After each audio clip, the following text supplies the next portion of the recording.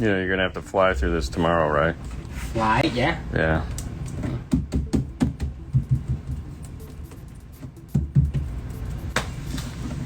No, why? I don't know.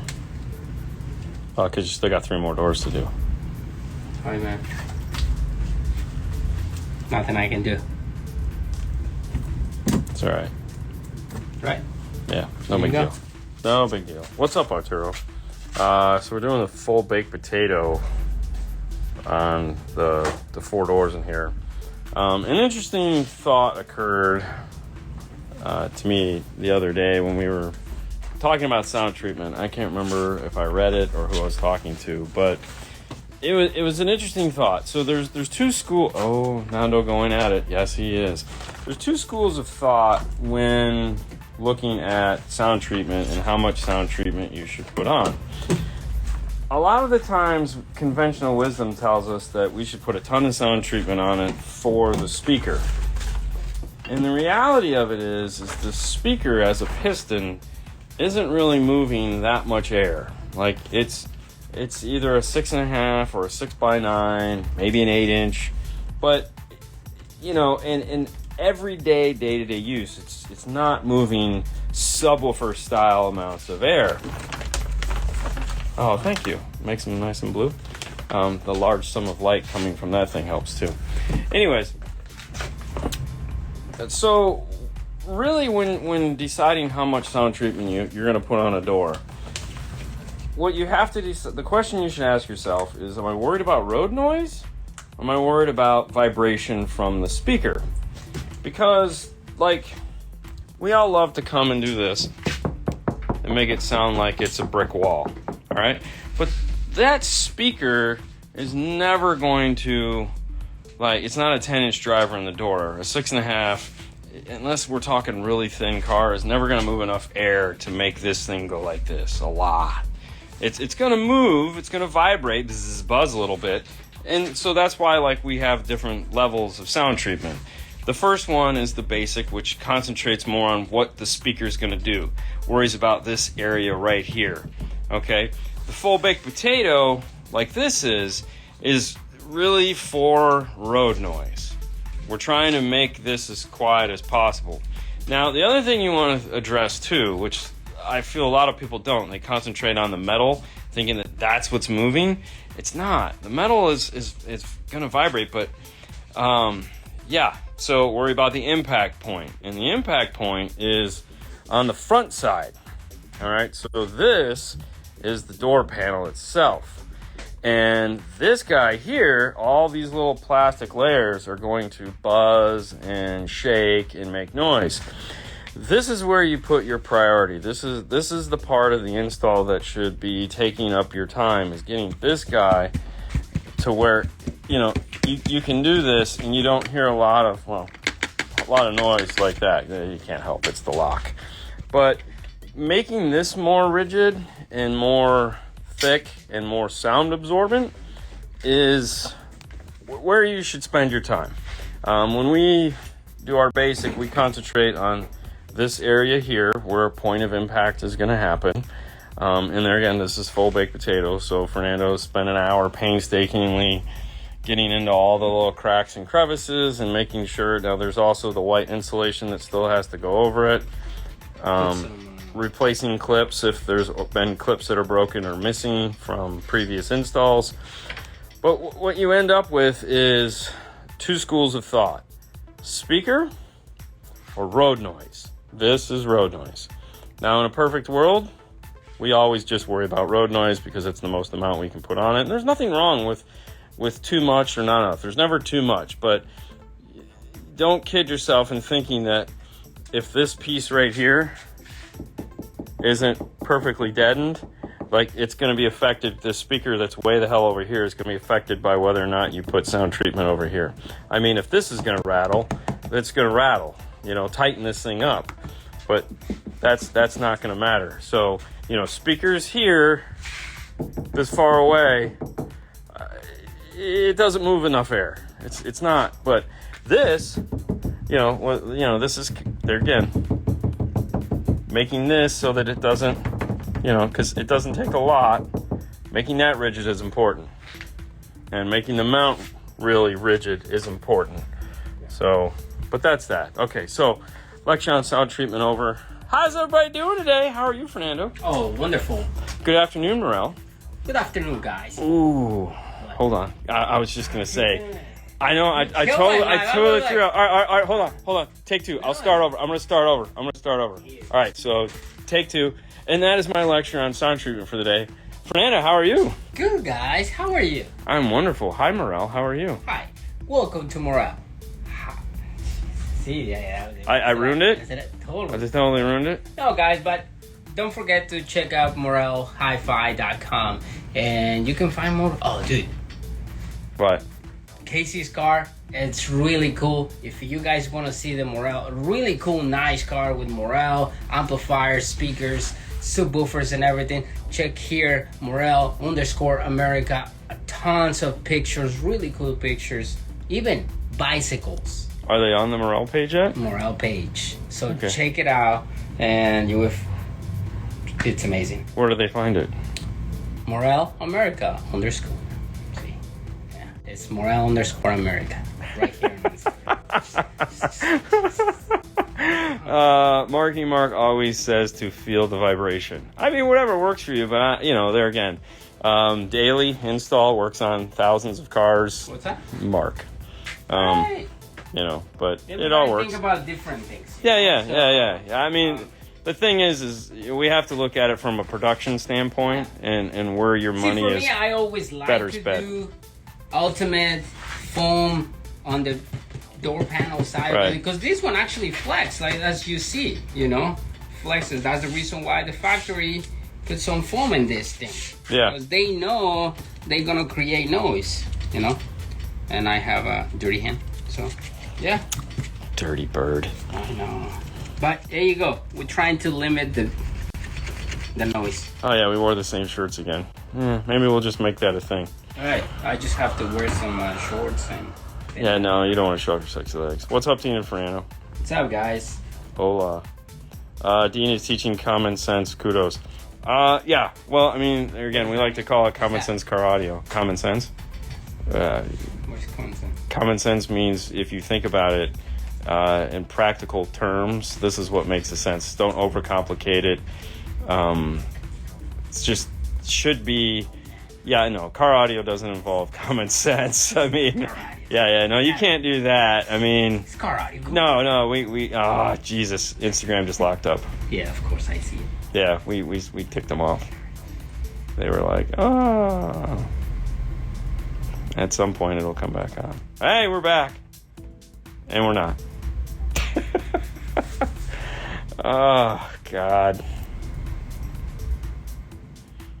Man. You on Wi-Fi? No, I'm on.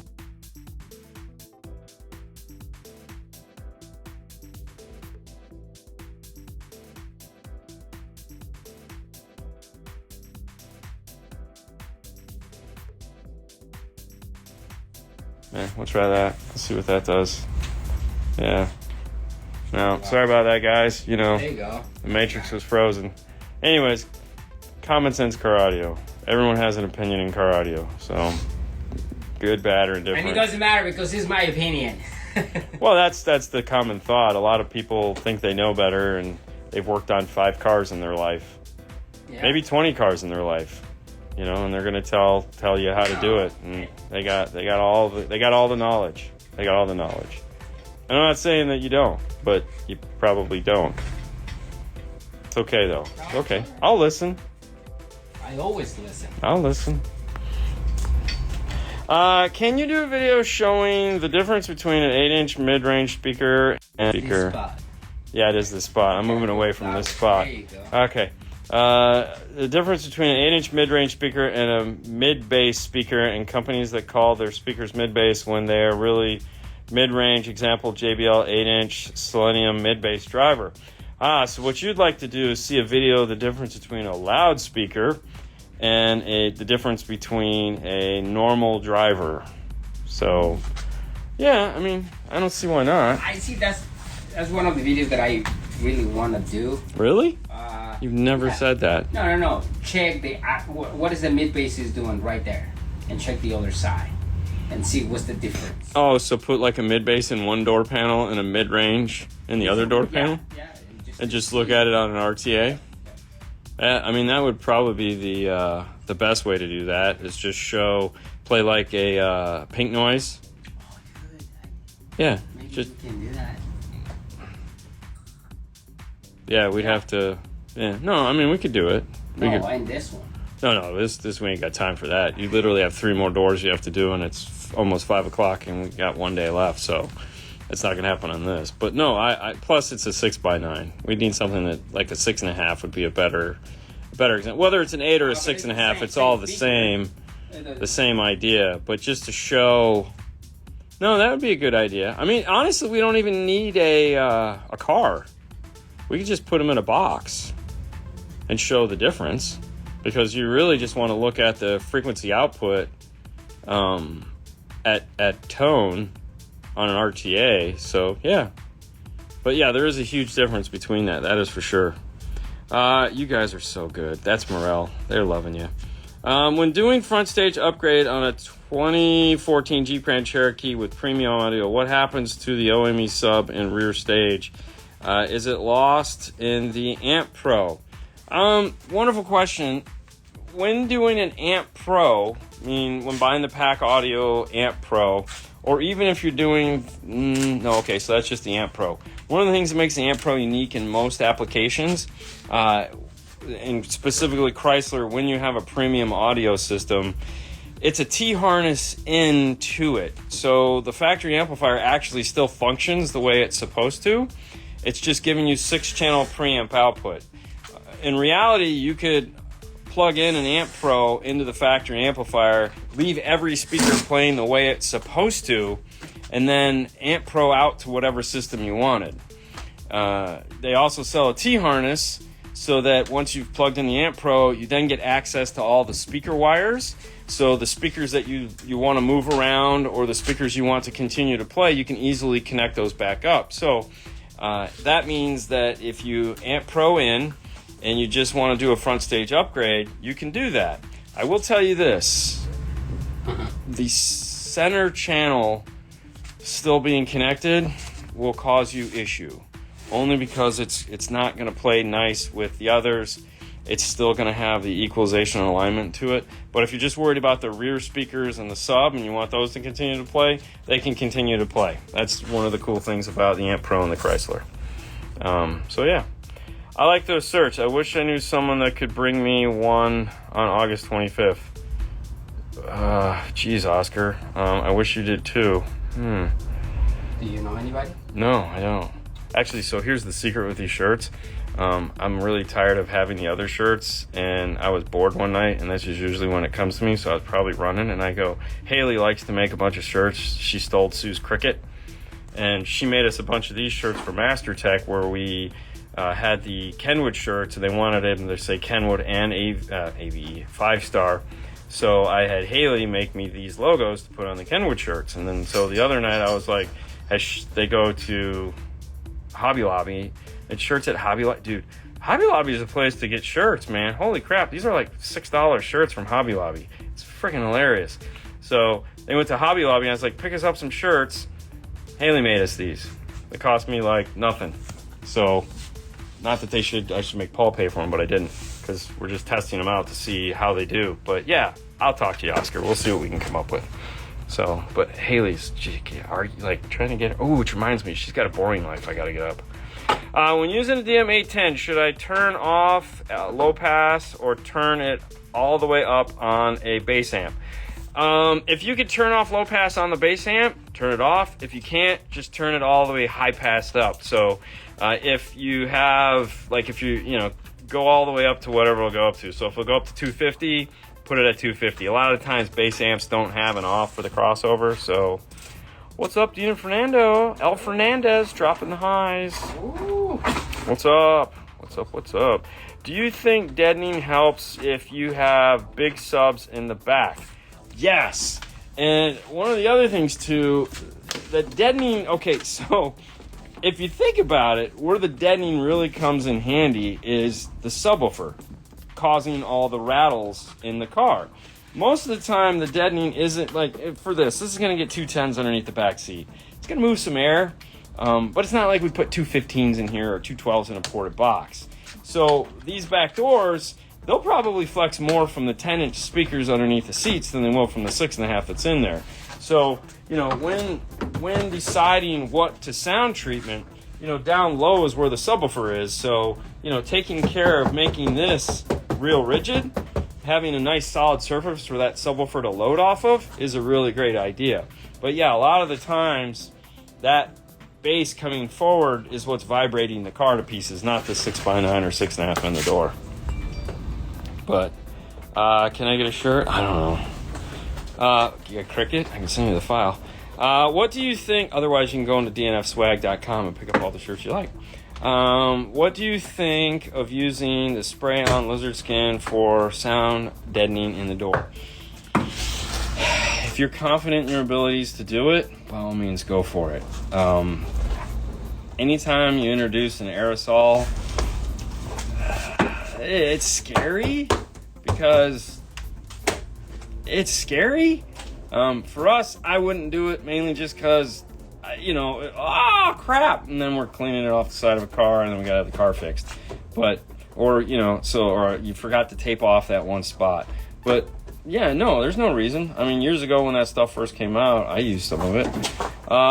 Nice to hear they passed a bill so we can start making more chips and processors and not need China. I mean, it's not stopping anyone. They can make as many chips and stuff as they want. That's just, who's going to pay for it? Greeting, guys. How's the weather? That's why the door... Anytime you see the door is closed, 90 out. Straight up. If it's 90 out, the door is closed. That's why we made this new light right here.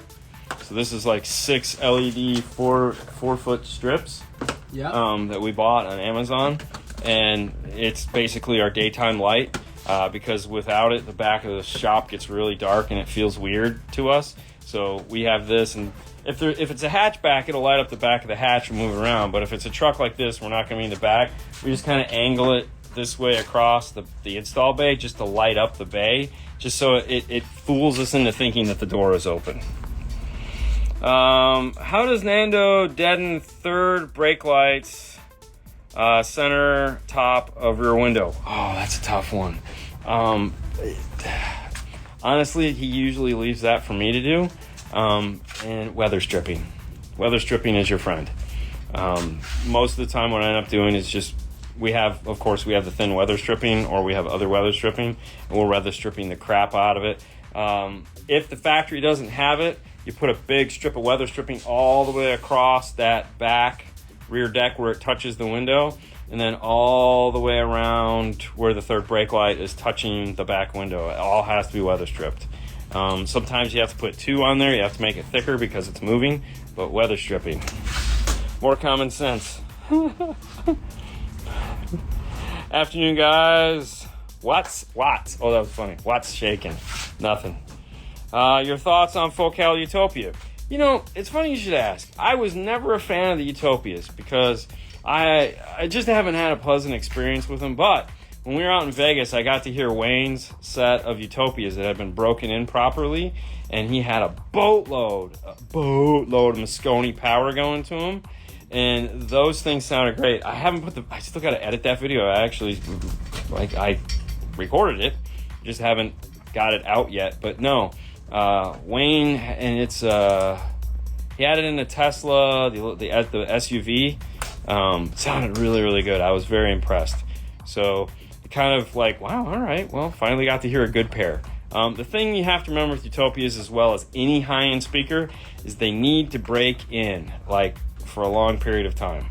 So you gotta really let them cook for a while and heat up and cool down. That's a sweet blue truck. It is a sweet blue truck. That's why we try to be more like you guys.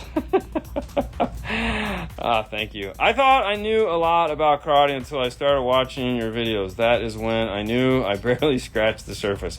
It can get deep, man. It can get deep. And, we still don't know a lot. I mean, we know a lot, but not there's always more to learn. The day you've decided that you've learned everything is the day you need to find something else to do. I love learning new things because it just keeps it interesting. When it's the same it just gets boring. I mean, we've done 1 million Toyota Tundras. We've done 1,000,001 now. What are we doing different in this one? Well, this one actually posed a fun question for us because the customer had already put a system in it that he got off of the tacos. And he was not happy with it. He was like, I don't understand why. And come to find out, well, there was some weird install stuff that he had done that we're like, that's not the best idea. But it also, he's like, you know what? Screw it. Let's just pull it all out and start over. Which means we got to go through it, pull out all the stuff he did. This was not a shop this time. We did not record it because there again, it's not a shop. I'm not going to make fun of the guy that owns the truck who put it in. That'd be wrong. And he knows what so it's not a big deal. But this gave us the ability to get into this and see just some of the stuff that, like, for one, like the taco place makes, and see how their thought process is and whether we like it or not, which was fun. So, and then we got to take all this stuff out, and the joy of knowing when we're done, this should be pretty cool. The other thing, too, that was neat about this is he had one of those under-seat kicker boxes, the little 8-inch things that I absolutely despise. No, man, dude, and this thing, it was kicking it. I was like, holy crap, this thing, I told Fernando. Fernando was like, oh my God, it has one of these. And I was like, yeah, take a listen to it. We already pulled it out. All right, show it to you. So he sat in there, he's like, damn. And I was like, no, they have a 10-inch now, too, which we actually have up front that we haven't put in anything yet. So one of these days we'll have to get in something just to hear how it sounds, because it was really quite impressive, for sure. And for some reason, all the guys with the F-150s now don't want to put anything underneath their seats. And so we've been doing these Pioneer 8s in there, which I'm not a big, but this might actually be a better solution for it. So we're going to have to play with that a little bit, see if we can come up with some kind of a mount, but it still might be too tall. Either way, don't know. We'll play with it, see what happens. But this is getting a big, so he had a Pioneer 4500 in there. He absolutely loved it. Nothing wrong with it. But he's like, I just want a bigger screen.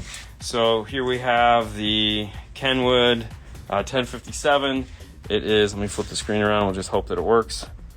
So here it is mounted into the kit. And this, it does have to sit off because this tapers and these sit up against here. So we've actually moved the radio. You have to put the extensions on it, but then we move the radio back 1/4 inch. So it moves it out 1/2 inch, which we moved it back 1/4 inch. And then we had to make some special some trim pieces here to fill. But we have room in the dash. We pulled it back as far as we could. But it actually, once it gets in the car, it looks pretty nice. And then we have full range of movement on it. So this will go into the dash. Let's turn that back around and set it that way so nothing happens to it. So that's going to go into the dash. 901.5 is going to go up underneath the passenger seat. And then we're doing the 6903s in this mid-bass, 3.5s up in the dash, matching 6.5s for the rear. This is going to be a front stage upgrade. One of the cool things about a Kenwood radio is between the time alignment and the crossover, you can attenuate the rear speakers about 18 dB, about 18 dB plus or minus, somewhere in that range, which that gives us, this is going to fall. That gives us the ability to level match these two rear speakers with our amplifier so that as we turn our volume all the way up, these max out at the same time this maxes out, so we can get our gains all set and ready to go, and we can get a nice loud front stage with using the deck power because we can control it, and then sub. So to me, it's one of the situations I'd really like to use the 901.5, which is going to mount here and power all the front, so I can have level control for this to blend it better with my mid bass in the door, and then the rears can have their own section in the rear, so we're not like losing any sleep over them. They'll have 2 10s underneath the back seat. One of the things that we always do in one of these Toyotas is this is where the factory amp goes, and there's a nice harness and all that fun stuff to plug into it. iData makes one, so you can get it there. But as you can see, this is part of the harness. He had a taco harness, but it's here, and there's a factory ground point right here, which is fine. But there's also another factory ground point running underneath here. So we redo the whole harness, pull it, strip it, pull the tape off it, we retape it up, and then we move which you don't even really need the ground point because it's for the amplifier, but we always do it anyways just because. We relocate the ground to here, and that gives us the ability to move that harness that's up underneath here out of underneath the seat and into the center console, so that we have more room for our stuff to go here, because you got big power wires and all that, and you just don't want to tuck harnesses. There's plenty of room to mount it into the center, and then sometimes of course we'll move crossovers and stuff like that in there, which we're not going to have to. But yeah, that'll be there. We had to take the glove box out because they had RCAs and all kinds of fun stuff ran all over the place. It was just in the way. They had a front camera. They got a really nice front camera on this that I think they got from the Taco too. So we pulled it out, loomed the wire, reran it, cleaned it all up. Our harness is actually tucked in the dash because we were test fitting the screen to make sure it did everything it needed to and it wasn't up too high or too low. So I just kind of pushed everything into the back.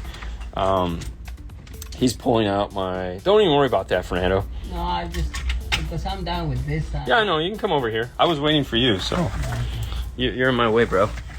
So let me grab my bucket. And I will walk around the back side of the truck here. Hey, Dean, tips on removing a system in a vehicle if you are selling it or wrecked scenario. Ooh, that's set this here so I don't lose it. That's a tough one, man. I mean, bring your tools obviously to wherever the car is, but anytime you're removing anything, doesn't matter what, always start at the battery and remove the power. So remove this. Now, if you need to get everything out of the car, bring all your tools. Because if you put it in as hard as we do, you're going to be there packing a lunch. It's going to take you a couple minutes. But once you remove this, then just go to town. There again, most of this car is apart because of removing his all the stuff he did. Like we had no reason to pull this apart in this car. We don't ever need to get to this. All the stuff's going to be on that side. But we had to get his stuff out. So we had a base knob. Anytime you see one of these in an install, you just shed a tear. But if the car is going off to be destroyed, then don't worry about it. But otherwise, it's just like any other install. It takes time, and it just takes time.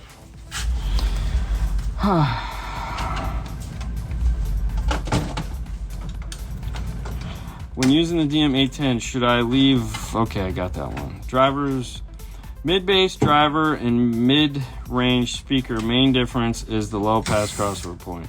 Yeah, but I think they want to see it.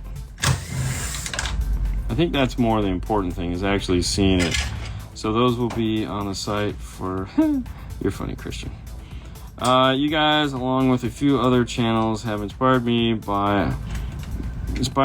to my almost 13-year-old about installing a processor, proper car audio.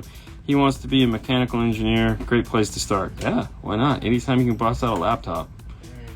How do you determine a good amp? By looking only at the specs. I think you have to look at more than just specs when looking at an amplifier. I mean, the specs are one thing, but I feel you have to look at the company as a whole. I think that's part of deciding on what makes an amplifier great or not, is whether the company as a whole is not saying that every company is good, bad, or indifferent, but I feel you have to look at that first off to figure out if the company is trustworthy or not. Because there's plenty of companies out there that are just out for one reason, and that's to get your money. And they'll play whatever game they need to in order to get your money. There are other companies out there that sort of have a moral compass, and those are the kind of guys you want to do business with. The problem is nowadays most people don't care about that part of it, the story, so to speak. They only care about the money. So, you can go buy an amplifier for $150 and be perfectly content with whatever the hell it is. And and then you get upset when it's garbage, or when there's no one to call when it breaks, and it's like, well, part of buying an amplifier. So like, let's take Rockford for example. Part of buying a Rockford amplifier is it's Rockford. They've been around forever. They have a legacy. They have a style. They have years and years and years of building amplifiers. JL Audio. They're, again, years and years and years of building amplifiers. Good, bad, or indifferent. Do they always hit it out of the park? No. But there again, you got to trust who you're buying your amplifier from. The specs help, though. The specs will get you to the next step. So find a company that you like, or that you feel you can relate to, or whatever it is, and then look at the specs and find out, okay, are they making something that I need, or something that will fit my criteria? Does it do what it wants? Now, check this out. Speaking of like amplifiers, just crazy amplifiers, Jess dropped this off the other day, and we got to take a look at it and play with it. And of course, new brand that we have, which is Match. Match is brought to us by Audio-Tech Fisher, which is the same company that makes Helix. Now, this little guy right here, which I'll open it up. So this is this. So here's a Makita. I'm sorry, Milwaukee. Here's a Milwaukee, so you guys have an idea of how big this box is. 700 watt amp, whatever. 1 or 2 channel amplifier, class HD. All right, so we'll move this out of the way.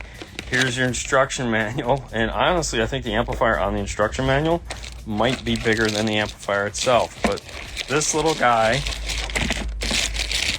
okay. Now this is German designed, because it's Helix or Audio-Tech Fisher. So this little guy right here. Now, when we were in Master Tech Expo, there was a truck that had 12 of these. 12 of these. So it's a full range amplifier. They had 12. They had 1 running per channel. So, oh God. And it locks up. You're right. I think it's that area right there. Just remove yourself from my personal space. Yeah, no doubt. All right, sorry about that. Internet sucks. So how they make one of the ways they make the amplifier small, if you'll notice, there's no RCAs or anything like that screw down. So everything plugs in. So your RCAs plug in, your power wire plugs in, your speakers plug in, everything plugs in. You have your controls on this side. But like, okay, so get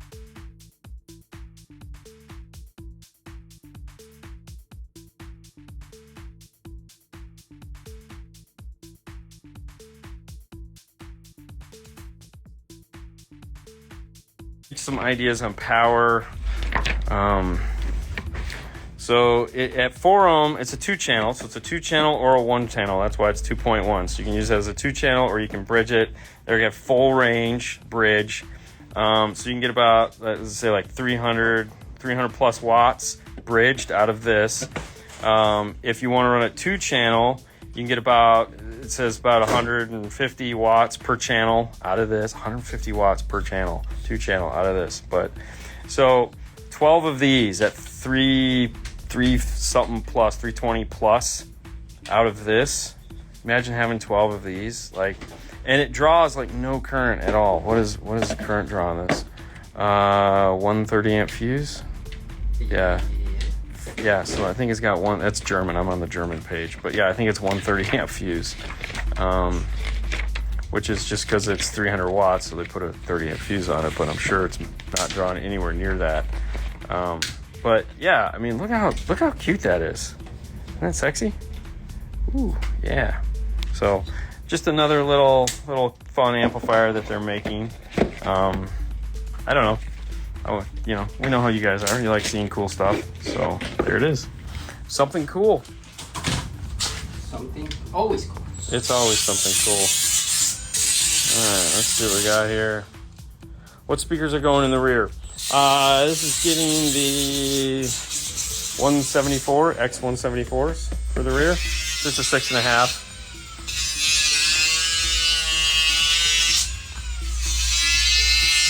Is that the glove box? Airbag still connected, so you just took it off the glove box? Yeah. So it just unscrews from the glove box. You actually have to remove the airbag from the glove box before you can remove the glove box. But yes, the airbag is still connected. because I don't want to screw with it. It's an airbag. Can do bad things. Wire nuts in car installs, blasphemy. I will agree with you on that one. I'm not a fan of. It's not a house, it moves. Wire nuts are for houses, not for cars. 5-star amps coming soon? No. Yes. No. I mean, I'd like to, but no, we're having a hard enough time. I love those match amps, right? Coming soon. No, it's not. I mean, we're 65. We got to sell a few more IRTAs before we can do an amplifier. That's definitely. I don't know why you don't have an RTA right now. You can literally power it with. Yeah, that 5-channel is almost the same size, and yeah, you can just hook it up right to the factory stuff. How do the 3.5s fit in the dash? Because I thought Toyotas were 2.5s. No, do you have the 3.5? See, these are the C3s from Kenwood. I don't know. Got to be honest with you, I haven't even tried yet. They're gonna fit because I'm gonna make them fit, but no, they drop right into place. The factory screws are still in there. Yeah, drop right in. Nope. There you go. C3s yet again. There again, Kenwood C3s, not the Illusion C3s. Those are way nicer, but they're also $750 a pair. So we'll stick with these. These are under 100.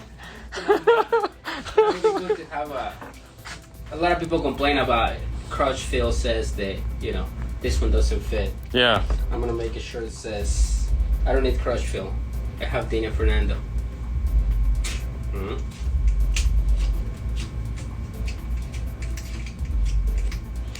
Hey man, Christian, you learn something new every day, man. What? I said, Christian, you learn something new every day.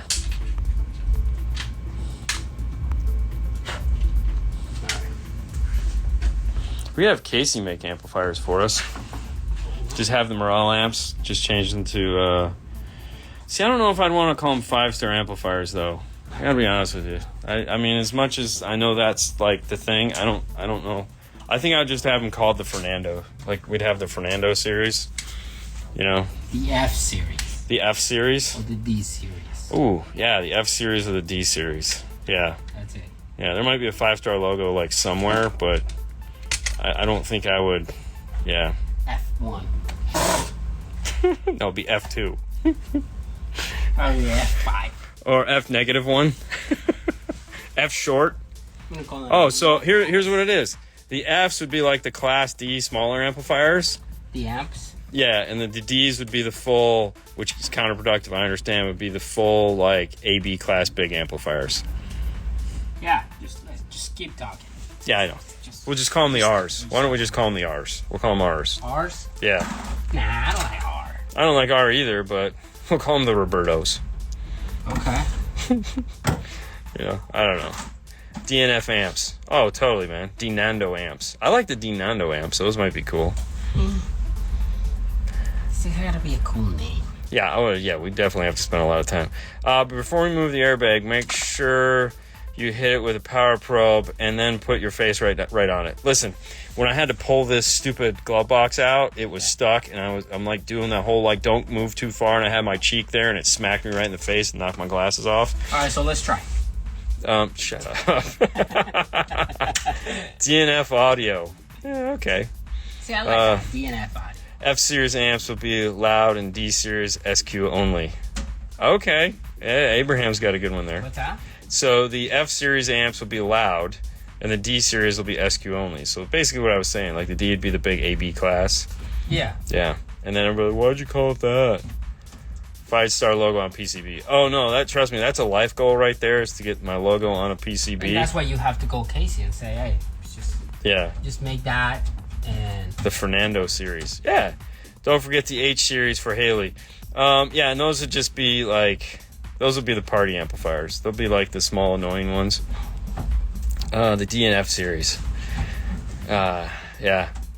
But is two good companies that make good amps. How do you determine what will sound better? So you're just going to make it continuously make it harder and harder. The reality is that's a tough choice. I mean, when I look around at all the car audio stuff that I like, it's one of the reasons why I have such a hard time putting stuff in my car, because Like, I like a lot of stuff, and it's just a matter of deciding, all right, which one do I want to put my effort into? I feel that is almost like the same as which amplifier, which speaker is the best for the sound quality, right? Everybody has different taste. So. Oh, they had some in there? Oh, yeah, but that's like... garbage, yeah. So, yeah, I guess just, kind of like pick one. You gotta start tasting. So just shit or get off the pot kind of thing? Like you say, what's your reference, What are you... Hold on. Hold that thought. It locked up. The internet makes this really difficult. Oh, sorry about that, guys. Fernando's removing the old sound treatment. Yeah, just one piece that they have right here, so... Yeah, sticky, gooey mess. So, what were you saying now? No, I'm saying, like, you gotta start tasting, different amplifiers, different speakers. Go to car shows and, hey, can I hear your car? Hey, The reason why is because how do you know? Not because you telling me that this is the best amplifier or the best speaker, I'm gonna like that speaker. Right. So you like different tweeters that I like. So yeah, but I mean, I get that. I mean, and then you start like hearing different things, and okay, this is what I like. So yeah. Keep in mind too, you can use home audio as a reference point. You don't always have to use car audio, because like you could go find a really nice set of bookshelf speakers that have like a silk soft dome tweeter, and find one that has a hard dome tweeter, and listen to both of them, and that'll tell you the difference between the tweeter, and decide, I like a hard dome tweeter, or I like a soft dome tweeter. So I mean, you don't always have to use car audio, and you don't always have to listen to the speaker that, you might not be able to find that speaker, but if you could... A what? A 3000. Big ass horn? Yeah. But anyways, I was saying at the beginning of this when we were talking about Morel.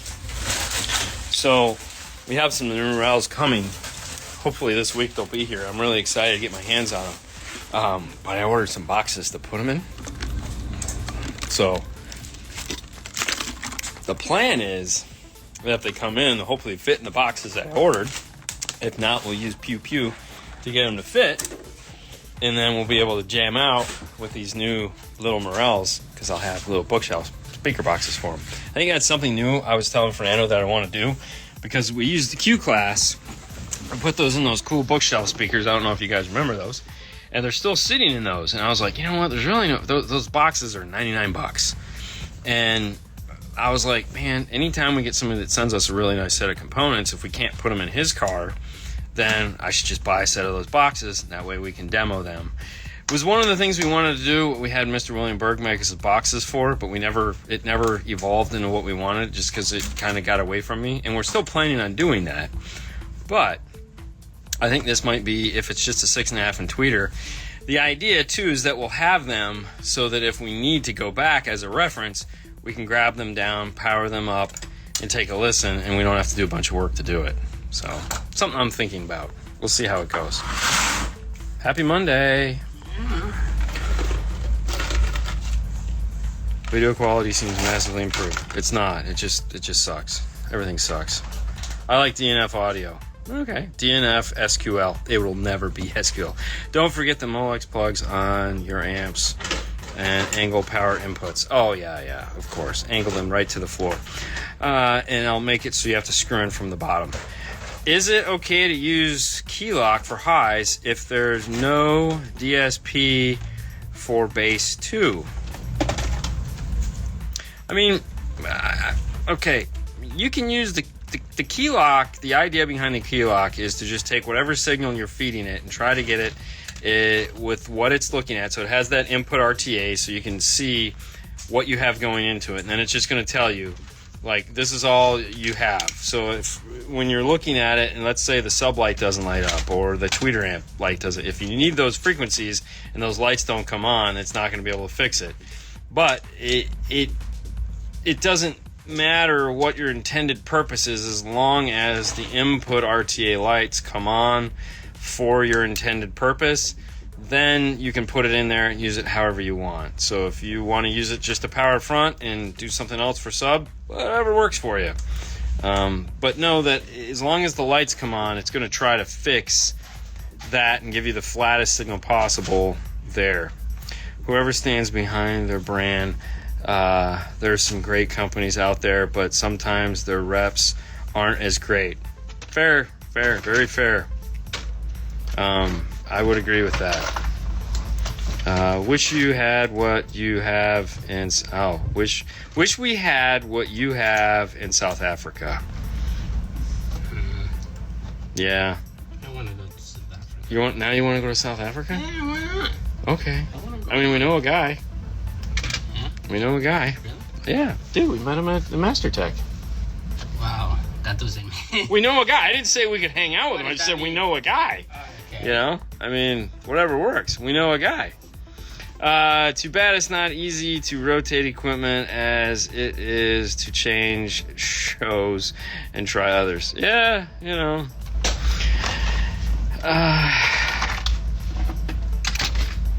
It really would take DNF 5 years for their amps to get into production, deciding what to put in them.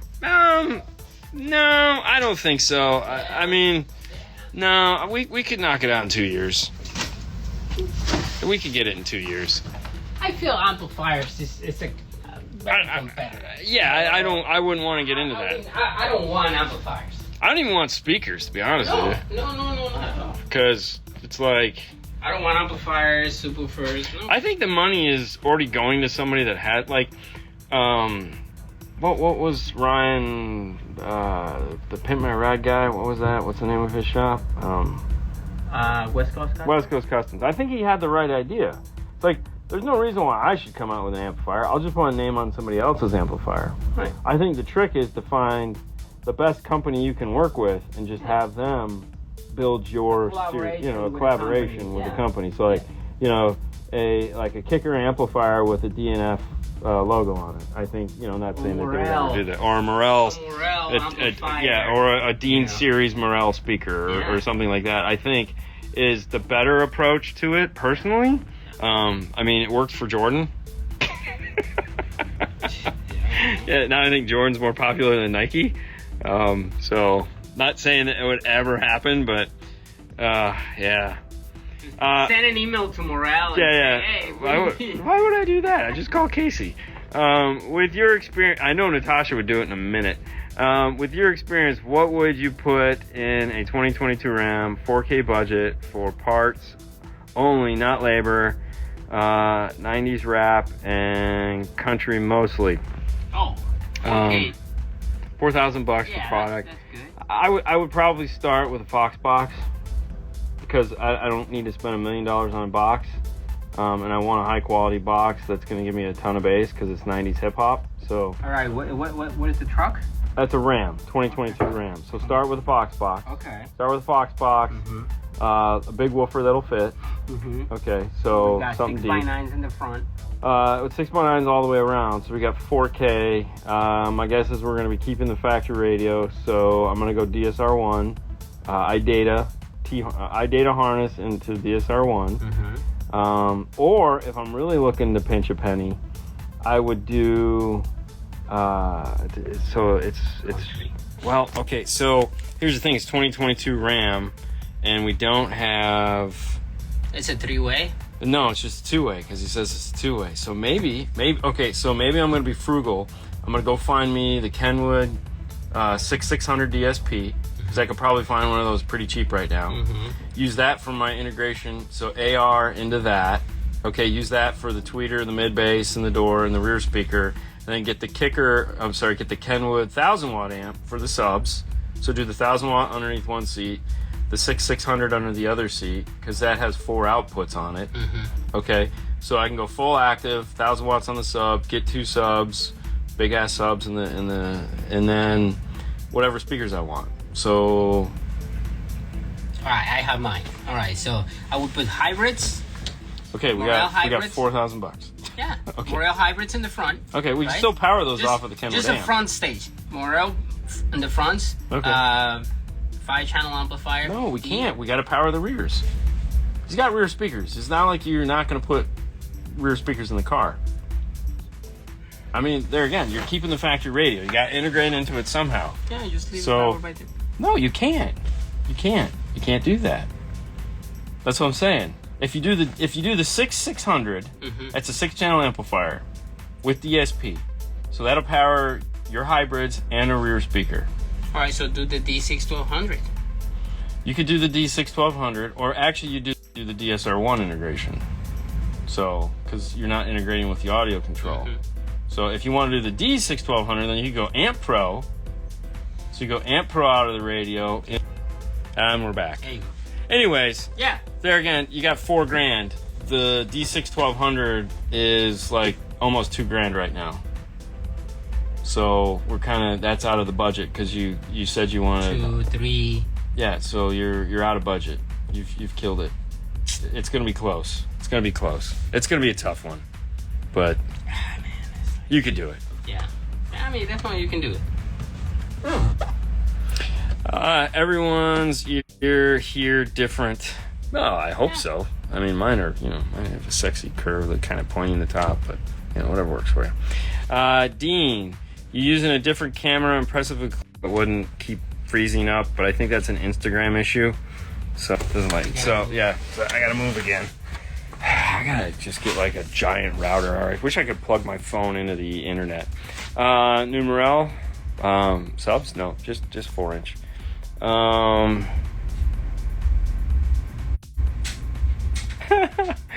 Yeah, I know. We talked to Jeff this morning. Yes, they are 4s. I installed Kicker KS 6.5s and 6x9s in my truck, and he said the tweeters ain't loud enough, so he bought the Kicker tweeter pods. Okay, yeah, I mean that's definitely the Snowman's. That'll be the way to go. What's up, Yak Dill? Jack is in the house. If you use a speaker that's a 6.5 component set and don't use the tweeters and put a 3.5, should it use the crossovers that came with the 6.5s or the 3.5s? Tweeter, the crossover that came with the 3.5. If you use the crossover that came with the 6.5, like the big passive, it's going to try to cross the 3.5 over as a tweeter because that's what the output is for. So use that or go full active. Audio Control definitely stands behind their product. My LC, they give you a 5-year warranty at Audio Control, so definitely. Hello, gentlemen. I hope your day is going better than mine. Mailman just ran into the side of my car. No, you win. Your day sucks. Get a dash cam. Express mail delivery. Oh, that sucks so bad. DNF by Morel. So yeah, see DNF by Morel. That would be awesome. All right. We gotta call Casey. I like that. DNF amp by Morel. Man, that'd be sexy. Then I'd be happy. Good analogy using Jordan and Nike. I mean, why not? Right there, straight from Dean. Foxbox for the win. Yeah, Foxbox is it's for Rizzle. I love me some Foxbox. Dean, which 4 8-inch subs would you put in a forward-firing Foxbox? So we've done a couple. We didn't. All right. So listen. I love Foxbox for fitting underneath the seat. That's hands down. Love it. Putting a big subwoofer down firing underneath the back seat of a car. I'm going Foxbox. If I'm firing forward, there's another guy. You guys know who he is, Mr. Gately, Bobby Gately. His front firing boxes. There ain't nothing like them, man. We've done 3 now, and every time we do one, they are insane. They're the sexiest looking boxes ever, just because I'm a sucker for stained wood. But we've done them with CT Sounds, we've done them with Gately, and I don't remember what the third one was, but it might have been Scar. Yeah, I don't know. But yeah, you want to find something big. I mean, years ago we did some Kicker stuff, but That was a long time ago, and that guy had the wrong box. But you might want to look at the Gately box, man. I have the 6600. It's a nice BST, super easy to use. Yes, it is. That's what I'm saying. Nando isn't a rear fill person. Yeah, I know. But, it's a big truck, man. Big trucks, man, I feel like you got to have those rear speakers to kind of fill up the space. If you use a speaker that's a 6.5 component set, okay, answered that one already. What D612 is $12.99? It might be more than that now, but either way, they're expensive. Just dented the Focal flax tweeter on my 3-way front stage. Can't tell sound difference, but should I replace it? No, you won't. You won't tell a sound difference at all. Listen, it's just no. You're not gonna. It's not. You're not gonna lose any sleep mentally if you're like, it's driving me crazy. They do have Focal parts, and you can buy just the tweeter. So if you're like, man, this thing's I'm never gonna be able to rest anymore, then definitely order a new one from Focal parts. If it's not cracked, it's just got a little. You'll be fine. One time Morale isn't on. No, Morale was on earlier. Yeah, I know. Gately for the win with some JL audios. Oh, there you go. I've never seen that one. No, with Sundown subs and Salt, I remember. Oh, okay, so then we did one with Sundowns too. Like I said, we've done like 3 of them. The only problem with Bobby G boxes requires 2 lift kits. I have kids and tall passengers. I chauffeur around frequently. Totally understand. In that case, do what fits, man. You got to go with what works for you. At the end of the day, you got to do what works for you. And hey, speaking of what works for you, it is Monday. I got to get back to work on this. We are about 30 minutes out from starting our prep for tonight's show. Show starts at 6:30. You can find it on Facebook. You can find it on YouTube. It'll be fun. Make sure to tune in tonight. We'll answer some more questions. We'll have a good time. Fernando won't let me talk about the secrets that I want to talk about, so we'll talk about something else. He's so bad. Yeah. But, it's probably for the better. You guys have a great rest of your day. Thank you for joining us. We'll see you later. Bye.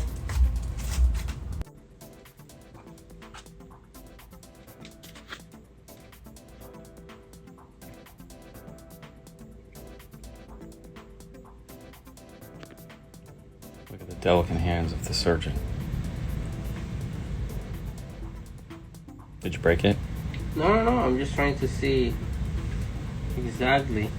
exactly how good it needs to be. How good it needs to be. This is like a bomb, A bomb? Really? You could compare it to anything there is.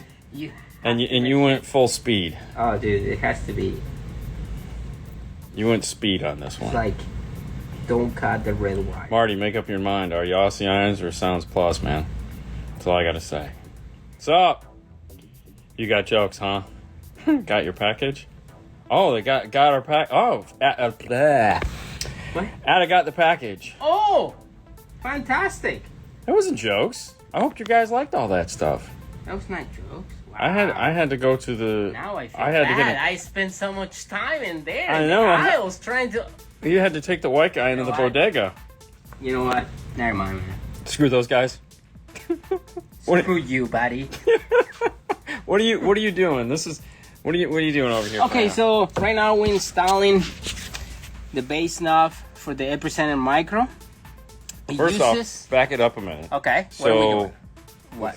We took out. What did we take out? All right. So if you go that side, we took out the LCQ1, and the reason why is because we had a factory radio that we installed the system long time ago. It's like 7 years ago. It's like when you first started. When you first started. What year is this truck? 2016. This truck was new. Yeah, when we put it in. When we started. And we took it out. Yep. We took the LCQ1. So the LCQ1 was there. And we replaced it with the Epicenter Micro because now we add in the Alpine 5 Series. 507. Thank you. Yeah, 507. I got you, bro. Yeah. So now the nice thing is, already had the base knob for the LCQ1. Same cable. Same cable. You don't have to replace it. The only thing you have to change is the base knob. All right, so that gets us up to speed on what we got going on over here. Yeah. So I just want to point out that the zip ties and the way the amp rack, that is the same amp rack from 2016. We haven't changed anything. it's crazy. We've just been anal retentive for a very long time. Anal, what you say? That's the anal retentive. Oh, okay. Wow. It means picky. It means picky. We've been picky. All right, there. Okay. I mean, if we won't. No, let's keep it G-rated. Just keep it G-rated. Move it along. Yeah, move it okay. along. All right, so we have the knob. So You got to stop going up and down. As you see now we install We the install base it there. knobs in this side, like back in the day 2016. That's how we came out with. But there's no reason to make another one when he already is used to the base knob and everything in here. So you effect a volume. Now keep in mind, if you install this for the first time, don't over tight the first The effects knob. the effect knob, because then you're gonna over tight it and it's gonna twist the whole thing. So it squeezes. Squeezes It it, squeezes it. and Whoa. now it becomes one knob. Right. So don't over tight it. Slowly. This one too. And now you have a Subwoofer volume and effect. Very nice. So you were concerned because I was concerned because I tried it the first time. This is the third that we installed. that was more than the third, but Anyway, anyways. so the first one, and I'm like, oh my god, it twisted. It's so bad. And now I find out It was your fault. it was my fault. Good job, Fernando. It's always my fault. Yeah, because those are nice aluminum knobs. They're not the crappy plastic ones. Yeah. So they screw into place. This is actually plastic. That's the old one. It's Yeah. still good. Oh, no, Very I'm nice. just saying, but those are like a billet knob. Yeah. Yeah, it's a very nice knob. But there you go. And in case you're wondering, the yellow stuff around it, hold your hand out. The yellow stuff around it is shrink wrap. Yeah. We shrink wrap the base knobs, obviously just because I'm paranoid about having an exposed circuit board, but it also helps to lock everything into place when it's not in that cool metal housing. Yeah. All right, so there you go. So good news, we didn't have to run a new wire for that. We still have to run new RCAs and remote turn on and all that, which is That's total beside the bummer. point. Yeah, we didn't have to run that one. Yeah. So That's right. yeah. Now this is getting the MFT1 kit for my data. So I haven't gotten that far yet. I just been unboxing it, put the new USB in. Let me walk over here.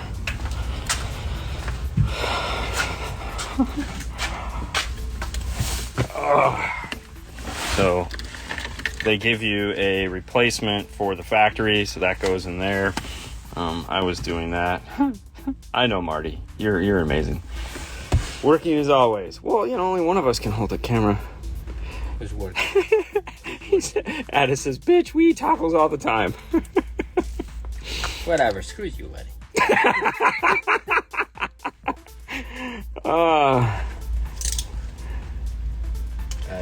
Tuesday Pack has it listed for 2020 RAM. Oh, nice. Fantastic. Are you done yet? That was Marty. Are you done yet? Thank you for YouTube videos. I learned a lot on my daughter's Honda Accord. Oh, yeah, Honda Accord, man. We still get tons of questions on that. Looks like you installed that yesterday. Thank you. I mean, that's a nice thing. But I mean, it's funny because this is almost a time capsule because you look back to 2006, and so here in the dash in 2016, there was no T-harness for this car. So if you come over here, we actually had to cut the harness to add in our two speed wires, but we leave this has a good 3 or 4 inches of wire here, so that if he was going back to factory, we could just cut it and solder it back together, no problem. But 2016, those things didn't exist. And then also in 2016, we were running the RCAs and everything up this side of the car and going through this because Fernando's a bit of a sadist and likes hurting himself. We don't do that anymore. No, because that totally sucks. Full sleep now. What's up, Danny? Hey. What's up? It's the dynamic duo. No. You like it all. That was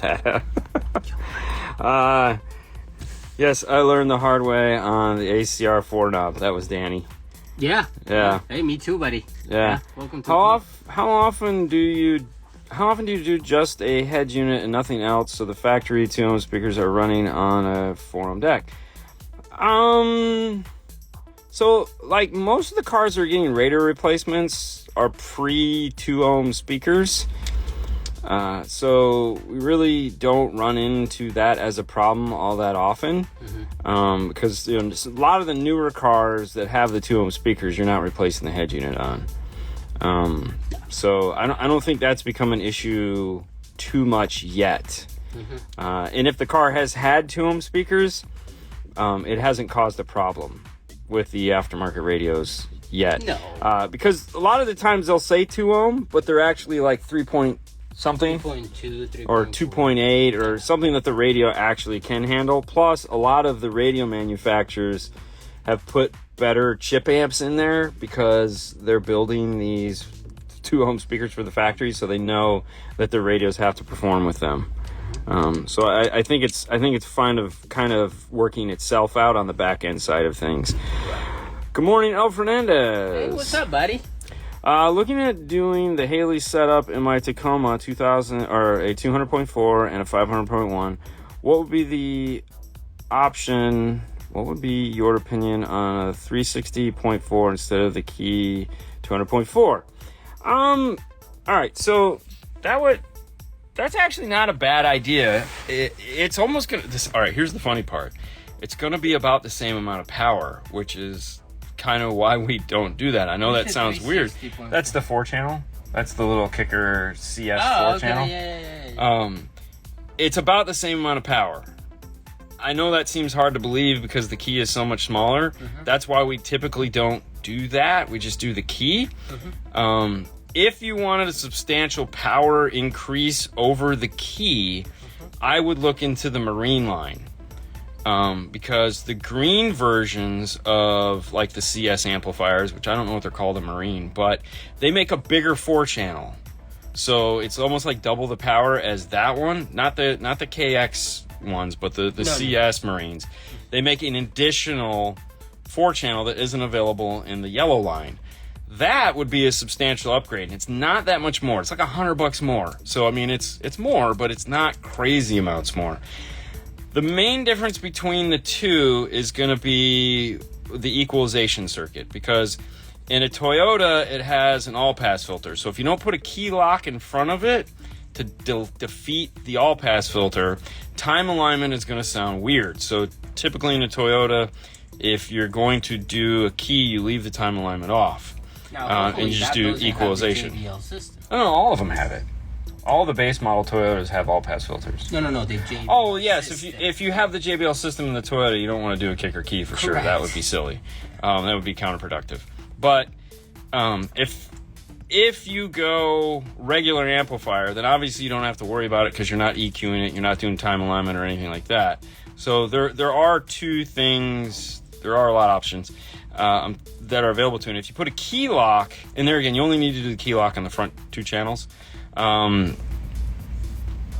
If you're going to just do straight power, don't worry about the key lock because you don't necessarily need the DEQ. Okay, I know. All right, follow me. Don't necessarily need to DEQ it with just putting a basic amplifier in because you're going to get the signal extremely flat and you might not like the way it sounds when you're done. You might not. That's entirely up to you. Now, if you do put a key lock in there, you can turn on and off all of the correction that it's done.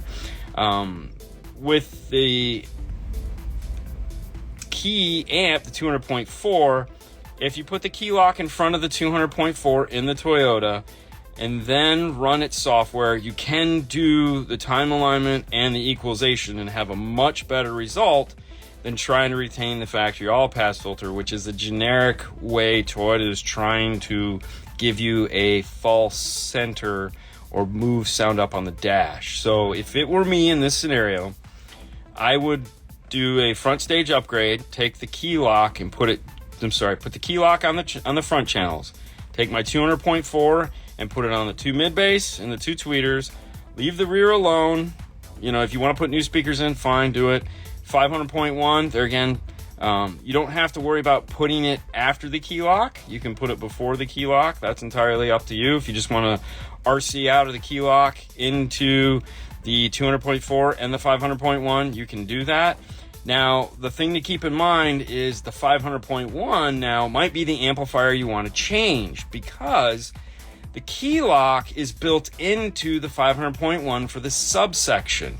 So you're not going to need the features built into the 500.1 if you do a key lock and come out of those fronts, because it'll already do that. The only thing it's going to add is the 6 dB bass boost. At that point, you might want to look at maybe going with the Kicker CS 800.1, a little bit more power, or possibly the 400.1 if you're fine with going a little bit of less power. And that would be an okay move, because the key lock is going to fix that for you. So there again, there's options and funness to be had. I don't know why I torture myself and eat peanuts, man, because I always end up choking on them. And every time you're gonna come alive, it's like, I'm gonna eat some peanuts. Yeah, I know. It's like, hold on, Jesus. Does the factory USB replacement use one USB to the radio plug? No, the factory USB replacement for the MFT1 kit and for all iData kits, it's a dual USB. Usually there's an HDMI and an aux. So if your radio that you're adding only has a single USB, typically what we'll do is we'll take the plug out of the radio's USB that you're buying. So like Kenwood Alpine usually have a safety plug in that USB that you're going to use. So we'll pull that out and we'll put it in the one USB that isn't going to be used. So it's capped off so that, it's like, the customer usually doesn't know that it's there, and if we put a cap on it. Now the Alpine we're putting in here does have dual USB and HDMI, so they'll get to use everything that's in this hub. What's up, Arturo? Hey man, what did you get? Arturo? Yeah. What do you mean, what did he get? Oh, he get a big box. Oh, he got a big box? Yes. Well, maybe he finally got a laser. I think it's like a CNC. Maybe he finally got a CNC. Yeah. He's the guy, he does the most with acrylic and doesn't have a laser. It's like, has a laser. It's just kind of It's a funny. laser and a CNC. Ooh, because it's 2 boxes. Question, does a 2022 Jeep Grand Cherokee Limited work without factory amplifier, have an active noise canceling module? If so, where is it located? The answer to that question is yes, it has one. As far as where it's located, I don't know. I don't know off the top of my head. It's going to look like an amplifier, I can tell you that much. But I don't honestly know. It's going to have one. I don't know where it's at. I don't know if they put that in the back or if they put it in that cubby hole underneath the driver's seat. Because typically the factory amplifier is located in the driver's rear corner, buried up underneath everything. But now they're putting stuff underneath the driver's seat in that little cubby hole, but it could be up on the dash too. So, what is the easiest way to install mid-range speakers on dashboard when you don't have a stock speaker location? Can we use your Hikun method? Oh. Yeah. On the dash? No, probably not. One of the things that, check out the Morel. That's all I gotta say. Check out the Morel MM2, and you could probably take a Morel MM2 and like some ABS, and make a puck that fits into the corner, and vinyl it and like screw it into the corner of the dash. I mean, it's like, for example, if you don't have nothing in here. Yeah, you could put an MM2 there. Yeah, I mean, you just have to make sure you don't have nothing on the bottom. Well, no, I'm not. I'm saying, like, because an MM2 is only, like, it's less than a half-inch thick. You could actually just make a riser. A riser? Yeah, like something like this that it just stays up. Yeah. Like this. Yeah. Yeah. Yeah. There you go. And if you actually want to look more about Morel, go to morelhifi.com. You can find the MM2. Yes, what I said. I thought you said MF. No, probably. MM2. You're killing it this show. I know. You can find the MM2 and everything about Morel. Or you can check here on Instagram, Morel_America. Find all about it. Yeah. Very, very good. Very good. People are loving that, by the way. I know, man. You're like a pro. And I don't know what it is about these freaking, like, this color shirt. Have you noticed since we've gotten these, somehow we always wear these the same day? That's crazy. That's what I want, different shirts. Well, yeah, but you have 4 shirts. I have 3 shirts. I know. And we still end up wearing this one on the same day. Hey. Oh, someone put an ugly red Mustang on the side of their black Mustang. Oh. That is ugly. Why would you do that? I know. What a stupid car. Just bring yours. Audio control, Panama? Joined? Hey. Hey, what's up, Panama? I heard that you have a ton of steering wheel covers. Take me one to Dallas. Oh, you're talking about that thing? This steering wheel covers? Who? Arturo wants one. Yeah, I take you one. Oh, well, there you go. Fernando's got you covered. Make sure to ask him before you go. Yeah, just send me a message to remind me. Barbecue? Yes. Let's go eat some barbecue. Barbecue, please? Yeah. Morning, stay blessed. I needed that this morning. Yeah, nice color shirts. Yeah. Question, yelling. Okay, so I answered that one. All right, so Grand Cherokee Limited work without factory amplifier, have an active noise canceling module. If so, do you know where? No, I don't. I'm using a Pack Amp Pro CH41. Do you know what? Where the noise canceling microphone is. So if we're using the Amp Pro, the Amp Pro doesn't come with the bypass? No, because they're assuming that you're going to not use any factory speakers. So if you're doing the Amp Pro RC output and you're connecting to all new speakers and not using any of the factory speakers, you do not have to worry about the ANC. So follow this train of thought for a minute. So if I plug in the Pack Amp Pro and it's a non-amplified, that means it's going to go behind the radio. I'm going to get my 6-channel preamp output. If I do that, that means that I cannot use any of the factory speakers anymore, because when the Pack Amp Pro as well as the iData RR reflashes the radio, it negates its ability to power speakers anymore. So if I then put amplifiers on all my speakers, and not, because I can't use the factory anymore, I do not have to worry about finding the ANC, because it is a separate module that will not affect my new system that I'm doing. All right, so if you're gonna plug in an Amp Pro to a non-amplified Chrysler, reflash the radio, get your 6 preamp output, hook it up to amplifiers, and then use those amplifiers to reamplify all the new speakers you're adding, you do not need to worry about the ANC. It will not affect your new system. It'll still be working in the background, but it will be doing nothing for anything. It's just going to be on the bus. So you're okay. If you do that, you're fine. All right, so go down a little bit. I just want to see who asked the question. About that, with the uses. This. All right, so he said, I have the bypass. Yeah. So. Well, the bypass is nice because that'll allow you to get all your speaker wires. Mm-hmm. There again, though, I just don't know where it's at in that vehicle. Pack might, because they have, like, Amp. Jeff knows? Well, no. Well, you could call Pack because, I mean, they have the all data information. I said, you can call Jeff. Pack has all data, they should be able to tell you where the module is. Good morning from Arizona. What's up? What's up, boys? Hope you have a great day. What's up, Jack? Probably not. I can already tell you the day sucked. I pissed somebody off.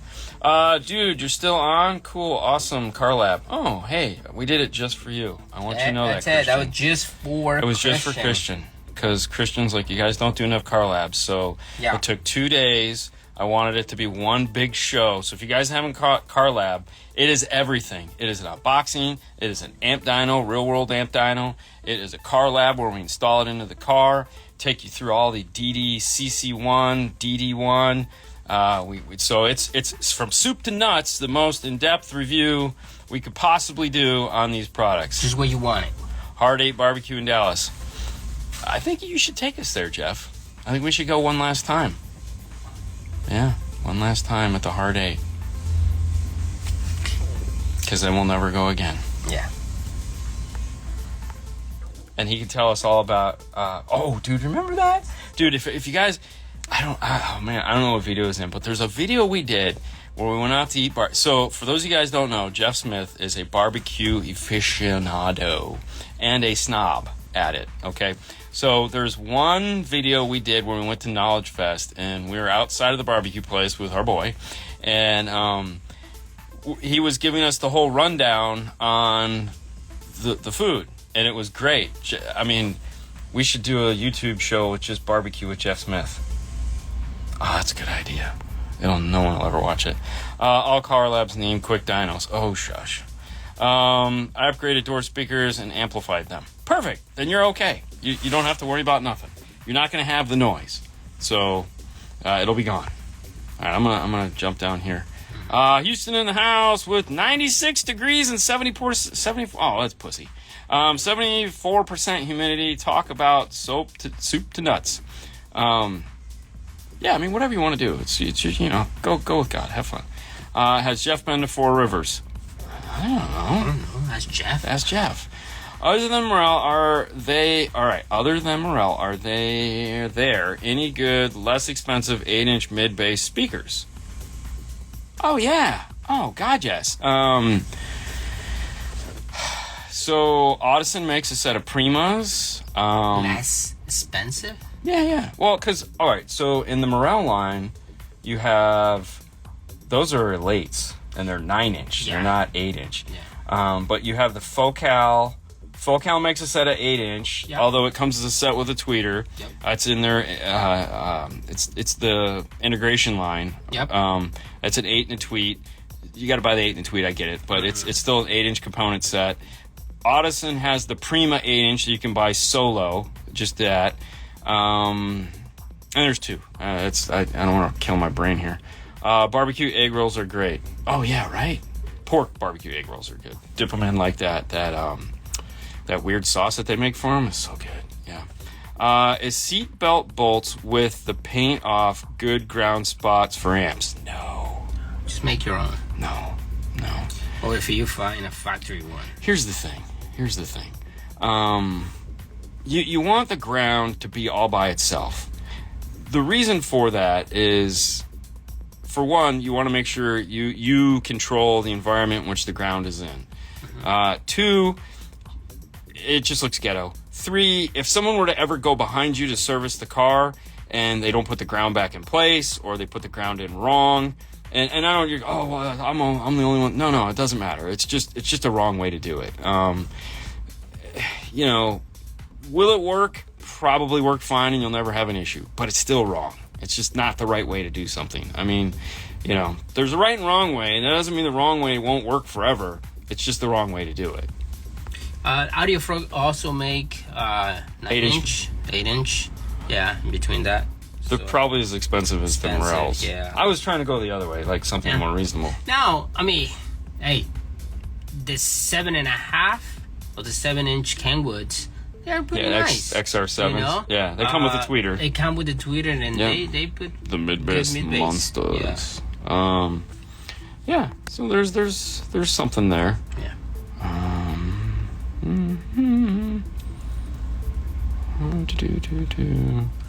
Yeah? Yeah. Okay. Hey, Dean. Hey, what? What does Morel have that starter level for two-way components? Oh, that's the Maximo.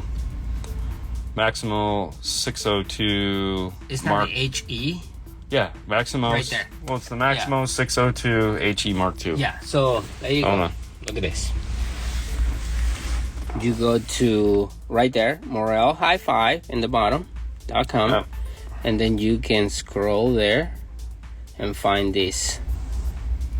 I believe they have one set below this, but this is a pretty solid speaker. Yeah.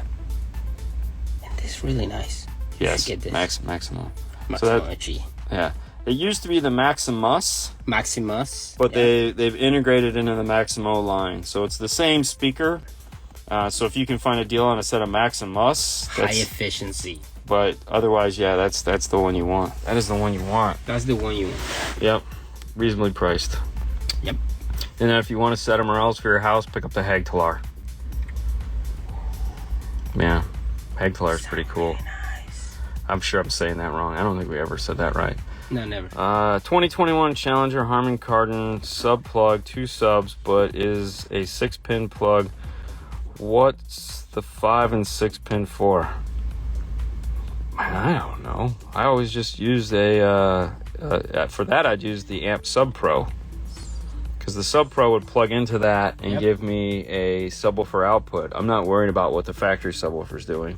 I never even look at that stuff, because the Sub Pro from Amp is going to give me a dedicated full range, non-bass roll-off, non-crossed over, none of that nonsense output. Here's a thought that I gotta take. Here's a thought.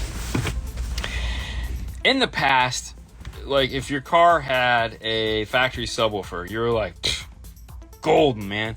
Slap a high level to low level on it, I'm rocking and rolling. I don't have to worry about any of this stuff. Mm-hmm. Fast forward to cars that are built in the last, let's say, 5 years. Dude, that's the worst thing in the world you can do. These cars, it doesn't matter if there's a factory sub or not, they're not giving you a good output. Chrysler they haven't given you a good sub output in a really long time. The workaround has been, these guys buy big sub amps, like I bought a 1500 watt sub amp, which is way more power than the car could ever possibly use. And they'll throw that in there on some subs. And because they've gone with so much power, the fact that the signal sucks and that it's like rolling off and has a high pass on it, it doesn't matter, because that 1500 watt amp has tons of power, so that it's putting out about 800 watts in the usable range. So that's kind of cool. That's what a lot of people do. And then they get in there and it plays, the subs get the right amount of power. And it was like, wow, it's still killing it in efficiency, meaning it's not efficient because it's still just using up tons of power. And what we run into is that if we put a Sub Pro in there, or we find a better signal, then we can put something like a Key 501 in there, and it'll be like really, really loud. And everyone's like, wow, how do you get that much power out of that little sub amp? But it's like, well, because it's de-EQing the signal and flattening everything back out. So all the stuff that's wrong with it is gone. So we're actually getting the 500 watts in the bandwidth that we're trying to amplify. So it makes things much, much better. All right, so now you say you're using the LC7i for now? Or because if you go to the website, packaudio.com, they make an Amp Pro for your car. That's the number one mistake that every single Chrysler, Dodge, Jeep person makes, is they buy an LC7i. Great product, absolutely love it. Wrong product for the job. Right. It's just the wrong product for the job. Even in that scenario, if they didn't make an Amp Pro for it, the Harman Kardon system has way more channels of output than an LCA7i can deal with. And guess we're going to Dallas, brother. Oh, yeah, we'll be in Dallas. Thursday, we'll be at Jay's Tent, Dallas. Otherwise, we'll be there at the Omni the whole time, hanging out. We're doing a Sunday morning, we're doing an Espanol audio control. So that'll be early, like 9 something. Fernando's going to get up there and do his, hey guys, hola. And Jeff Smith and I will be there, along with Matthew Palumbo in the background, so that if it gets out of control. What's that? With sombreros? We'll be back in the sombreros and the blankets. Yep. Chilling by a cactus. Put it in the corner. Put it in the corner. I'll keep the donkey outside, though, so it doesn't make a bunch of noise. But no, so we'll be doing that Espanol on Sunday morning, so that'll be cool. We're going to talk about the trifecta of doom. Mm-hmm. Which is the LC1i, LC2i Pro, and the Epicenter Micro. We're going to focus more on the Epicenter Micro. We're going to have a live demonstration. So our Spanish class will by far be better than the English class. Guarantee it. Guarantee it for sure. So eventually we're going to a DSR1 for signal. That'll work great. You get the DSR1, get the get the integration harness, the A harness from iDataLink. Yep.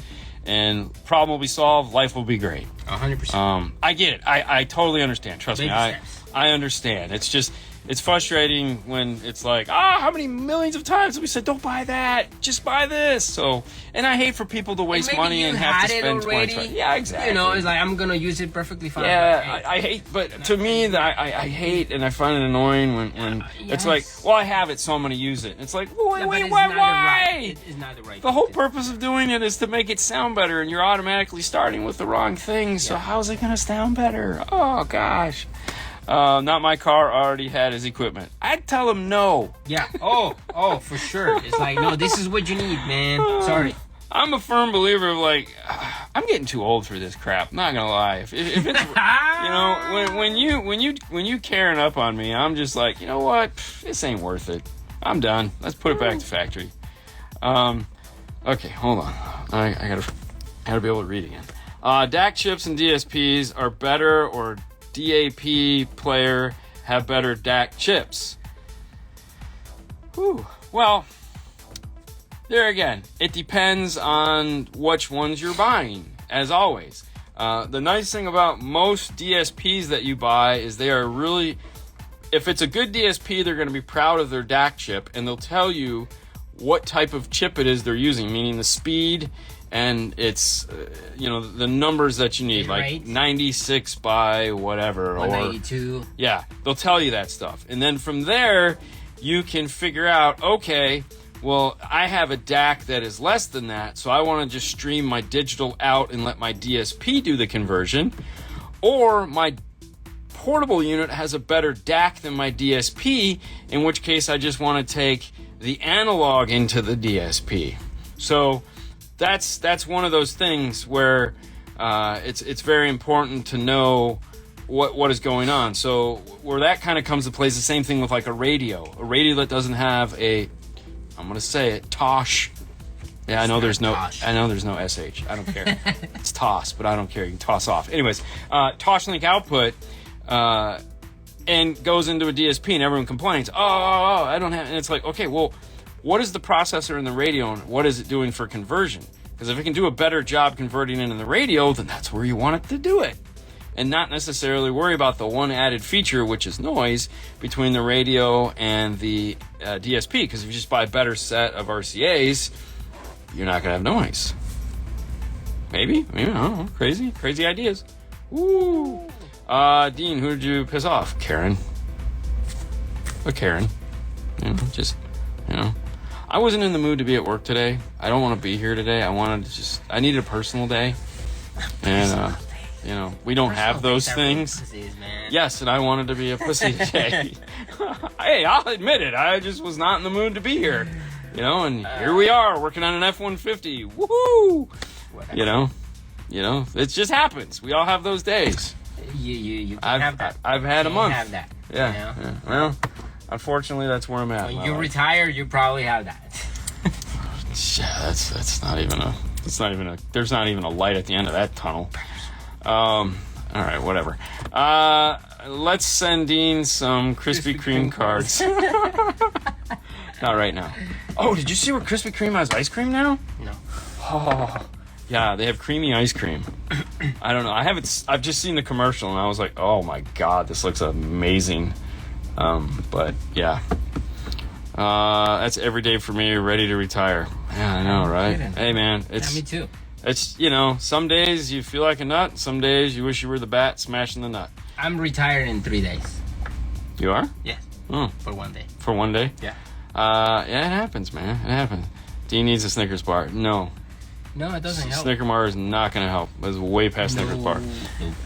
Yeah, and there again, it's one of those things where it just wasn't going well, and I said, you know what? I'm just going to remove myself from the situation. You guys figure it out and let me know how it goes. What's that? Personal day. Also, one consumer came to the shop and said, oh, yeah, I'm on vacation. And I'm like, what's that? Listen, I'm all for working way too many hours than we actually need to. You ever seen that bug flying around? But I'm also a big fan of vacations. Like, you have to recharge your batteries. You have to get away from this. And I know, car audio is like the weirdest industry in the world when it comes to this, because everyone's like, work till you drop, and it's like, why? It doesn't make any sense. It's tiring. But you know, I don't know. End of the month we'll be in Dallas. All right. So why didn't you do the bubble run with Haley? Because it was Saturday morning and it was like an hour and 45 minutes away from here, and I would have made it back on time because I would have had to go home, shower, and she decided to do it at like the last minute. Her friend that went with her, Clarissa, is actually working out where this was at, doing an internship, and so they found out like that week before, it just wouldn't have worked out for me. It looked like it was a lot of fun though. And Clarissa's a nut, so they had a good time. You didn't see that one. Oh, you should see it. Jesus. Yeah. Oh, she's like a little kid. She's just like a little kid running through the bubbles. It was a lot of good. And if you guys don't know, we're talking about Boring Life of Dean and Haley. Haley put that up. We gotta sit down, and she's all upset because she's gonna have to edit the vacation stuff on the laptop because there's so many files. Yeah. So she's bummed. A good run and a salad. Don't forget to breathe. Oh, trust me, you're not forgetting to breathe right now. It's 90 degrees every night when I go running. It's not fun at all. Got those 5-star Crocs yet? Nope, no 5-star Crocs. That would be cool, right? If you're running... Boom! I know, this bug is just pissing me off. If you're running 3 1800.1 amps for subs, do you need to run 3 bass knobs, or is one good enough? Unfortunately, the way the CXA amplifiers are designed, it's not a daisy chainable bass knob. In that case, I would not buy their bass knob. I would buy like the Audio Control universal bass knob. Yep. And run that. 2 things. You can run it as long as you want, because it's just a Cat 5 cable that goes between the brain and that, and also it's a perfectly linear bass knob. So 0 is 0, 30 is 30, and it's a straight line between those two. It's not a dip or anything like that. But yes, if you're running those 3 amps, I would go for the Audio Control bass knob to control them, and not the ones of theirs, because you will need 3 bass knobs. It's not a good idea. Tommy who? Tommy at hotmail.com. Yeah. Why not? Do you prefer using DAC and Helix PS6 Ultimate, or is there any DAC better than that? Most of the time we're running the DAC that's in the unit. So they make a really nice DAC for that. I think... There again, it depends on the user, all right? So, case in point, you guys know the Porsche we're working on. We worked on. It's gone. It's been gone for a month now, and it sounds wonderful, and everything we did is perfect. Keep comments to yourself as far as those goofballs are concerned. That guy that owns that, the only thing he is ever going to play through it is his iPhone. That's it. He just has an affinity for high-end stuff and likes to have the best. And he also likes convenience. So to him, the idea of buying a DAC and, a portable whatever, Alistair Kern or FIO or FIO, whatever the hell it's called, and putting a bunch of music on that just seems like a pain in the ass for his lifestyle. He is cool with the high-res music he gets out of his iPhone. He loves the way it sounds, and that integrates with the factory player, so it's fiber optic all the way through, and then toss link to the DSP. So it's perfect. He's totally down with the way it is. But some people want that portable unit and a digital in, or all stream this or that. It just depends on what you're trying to do and your level of understanding of the quality in which you're spending your money on. And also keep in mind, 70 miles an hour down the road, windows up, glass making tons of noise, volume turned all the way up with the knob broken off, not pinkies out, cheesing it up in the parking lot, because you just got to know what's going on. I mean, you just have to build the system for what makes your sanity meter work. I'm sending you a pair of Crocs. I will gladly give them to Haley. Or Fernando. Fernando actually wants a pair of Crocs. Yeah, but not really. I don't know. We'll see. What size you wear? I'm deciding. We were like a child's 5. No, it's 4. You were. No, seriously. What size shoes do you wear? Like a 5? 7? You wear a 7? Ooh, 7.5. Fernando, 7.5. No. 2006 Mercedes SLK 350. Looking to replace the radio for something with CarPlay or nav. It's got factory HK. So the first thing I'm doing is I'm heading over to spiralaudio.com to see if they make an interface for it. And if they do, I'm going to get that interface. I'm going to see if somebody else makes the dash kit, preferably Metra. If Metra makes a dash kit, I'm buying the Metra dash kit. Here's the hang up in all of this. Spiral Audio does not have tech support. So it is... They have about a 95% reliability, meaning you put it in and it works about 95% of the time. There is that 5% that it doesn't work, and it's, all right, well, that didn't work, and there's nothing. Like, there's nothing to fall back on, no one to call, no one to help you. Either the plugs in and works or it doesn't. So we have a pretty decent rate with them, but their pieces work better than everyone else's, so it's worth the chance. Yeah. Somebody asked about what's the model number for the universal bass knob. ACRU. ACRU?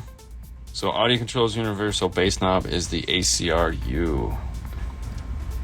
Shh. Oh, sorry, Tommy. Is Nando a car lab with DSP Mini or just amp crossovers? Just amp crossovers for now. Yep. Sound is coming from everywhere. Yeah. It's crazy. Thanks so much. What would be... Okay, you got that one. All right, cool. No slides. Ooh. Slides. I'm just sliding into the week like this. Dude, everybody wants one of these shirts. So I told Haley that. She's like, yeah, it sucks for you. Sue said you wear a 9 in Crocs. I have no idea what size I'm wearing Crocs. Also, you actually have Crocs. No, I don't have Crocs. Now everybody knows that I don't have Crocs. That you want Crocs. I don't want Crocs. Dude, I would not even... They wouldn't even make it in the house. Alright, so, yeah. If you want to send a pair of Crocs to Dean, make sure you send a size 9. And then he can wear it here. And then we make a video. You wear I mean, if they had 5-toe Crocs, then I'd be down, but I'm not, dude. I cannot. Dude, every time I see somebody in Crocs, it's funny. I just laugh my ass off. The other day we went to see the gym and everything, and it's like all the kids in there are all have Crocs. All of them have Crocs. At the gym. Yeah. I'm like, dude. Hey. The Grayson, all he has is Crocs. No. I mean, Sebastian has says Crocs. Yeah, everybody. Yeah. Dude, and grown ass, everyone. Listen, man. You walk around Disney, you see people in Crocs, or you see them in those new rubber shoes. You know, the new rubber, whatever, they look like Crocs, but they're not Crocs. They're just like slip-on rubber shoes that look like bike helmets. I don't know who the hell makes them, but like I was seeing tons of those with socks up, cap socks on. And I'm I like that one, Crocs with zip ties. That would look cool, but I still wouldn't wear them.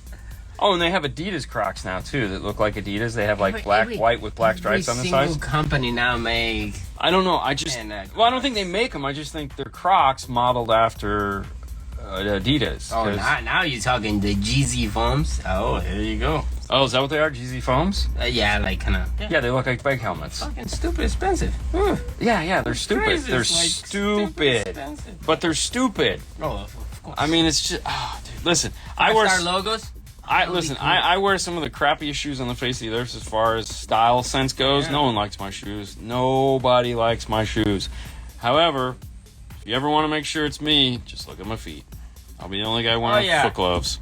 And that actually worked in... 1,000 people and you're just like, you're not looking up, you're looking down. Well, that's Dean right there. Well, that's what happened. Yeah. That's what happened when we were on the Ground Zero trip. I can't remember his name from Britain. He was like, I think that's Dean. And he looked down and he goes, that's Dean. Yep. Stupid expensive. Anything with umbrellas and slides for Dean, yeah. Nobody gets that reference. No. And I'm not I think telling. nobody's gonna get that. Well, you know, you could though. Well, could. if you watch, If you're smart and you put, if you're a detective and you put it together, you know what that means. like, but yeah, but that's But you gotta watch it, the whole thing. Pay attention. Yeah, and no one pays attention. It costs too much. Just go to the YouTube, try to watch it. All right, well, we jumped the shark a long time ago. All right. All right, listen, guys, this has been fun. Tonight, Hi-Fi Vega and I are back on the Hi-Fi Vega network. We're going to be talking about The Gray Man in the after show that we do, this little tiny show called, which I don't remember the name of it, Side Jag. That's the name of it. So we're doing Side Jag. We're talking about The Gray Man, of course, what we've been up to. Watched a couple other movies. We'll talk about those. And then Hi-Fi Vega Network at 8:30 Eastern Standard Time. We'll be over on his network doing Reverse Polarity, the most serious and informative car stereo show that you've ever seen in your life. Hey, man, it's another Thursday. It's another Thursday. Tomorrow morning at 9 o'clock, we will be on Dean and Fernando's Car Stereo Clips, the YouTube channel, doing the news. That's right. So make sure you're there. 9 to 9:30 is that show. It is a lot of fun. And then Saturday we'll be live again over on the regular 5-Star Network. We're doing a mixed show like we did on Monday, or whatever day that was, where we had we're going to answer your questions for the first half hour, and then we have Rich from rdvfl.com. They make the cool CarPlay interfaces, Android Auto interfaces. We're going to have him on the show from 6:30 to 7 talking about those and how you can order them directly online now. Yay! We'll have My Car on the Bay. We're going to show it how it works and how simple it is. That'll be Saturday. Monday, Mr. Christopher McNulty from Electromedia, that is Audison Hertz, will be on to talk about the new Audison line of products that's coming out, as well as I think we'll talk about the new Hertz mini DSP that they have that just came out. And then Wednesday we'll have Seth Hofstetter from JVC Kenwood on to talk about all the new JVC Kenwood products that are shipping now and will be shipping soon. That includes radios, marine stuff, all kinds of fun stuff. So that'll be Wednesday, and then Saturday's a normal show. So we got a full week over the next 2 weeks, and then we got another full week after that. We're going to have Nick Wingate on. Who else are we going to have on? Who's coming on? Oh, we're going to have Brian Schmidt talking about Master Tech Expo. So we got a lot of stuff coming up. And of course, as soon as Tommy Who drops the how we're going to do this. What are you doing? We're going to be giving away. If you guys watch the video today, you'll know what we're giving away. So make sure to watch today's video. We'll tell you as soon as Tommy Who lets us tell you how we're going to do that, but we're going to be giving it away. Carl, the owner, president, CEO, big dog of Ground Zero, will be pulling out the winner at K-Fest. So he's coming all the way from Germany to go to K-Fest to announce the winner. That's how important this is for them. Yes. So we'll have Carl announce the winner at K-Fest, either Friday or Saturday night. We don't know which day yet. We'll got to get that put together. But that is going to be the 26th or 27th?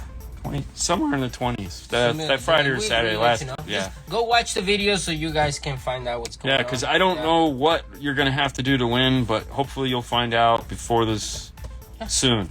Because we want to give it away. Just waiting for Tommy, man. Come on, Tommy.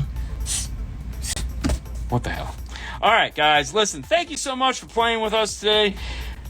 Thank you, Morel, for being a sponsor of this show. Yeah. And, yeah. Oh, before I go. Don't go. Before I go. For those of you guys that are still here, thanks.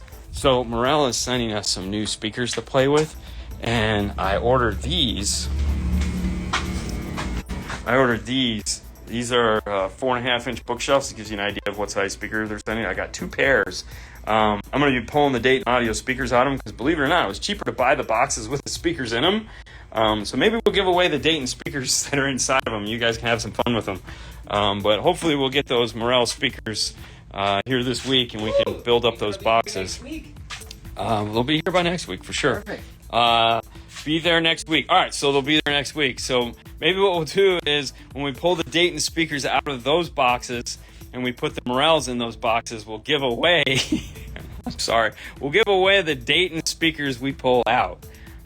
because we're not going to need them for anything. So you won't get the Morels, but you can get the Daytons. No, you're not going to get them. Oh, hell no, you're not getting the Morels. But we're going to have the speakers, and I just don't want to throw them away because we don't need them. But we want to put the Morels in there because they're 4-inch, and it's going to find, trying to find a car to put them in is going to be rough, but we want to hear them. We want to play them because we have 2 pairs. We have a coaxial, we have an Integra, and then we have a component set. So, right, Natasha?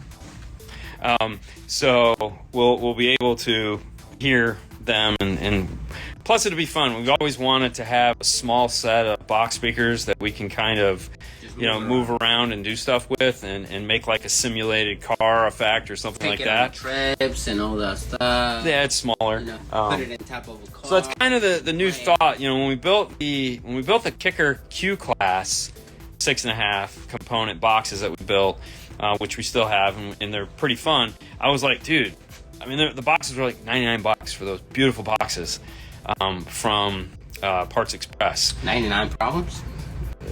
Yeah. It's pretty much. So I was like, you know what? I think from now on, when people send us a set of components, we'll ask for a 6.5 component, and then we can put those. I'll buy some boxes, and we'll just put those in the boxes.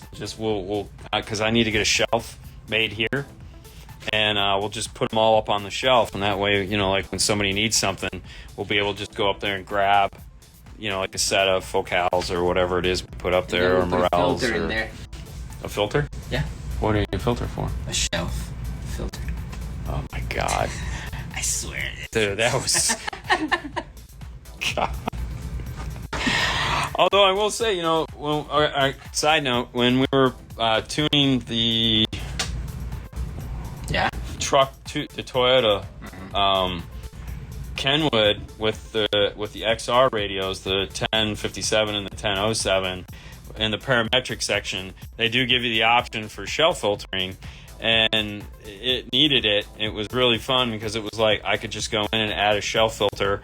And for those guys who don't know what it is, we'll talk about it another time. And it was like, boom, problem solved. Lifted up all these frequencies, sounded wonderful. And I was like, yeah, I love me a shell filter. All right, guys, listen. That's it.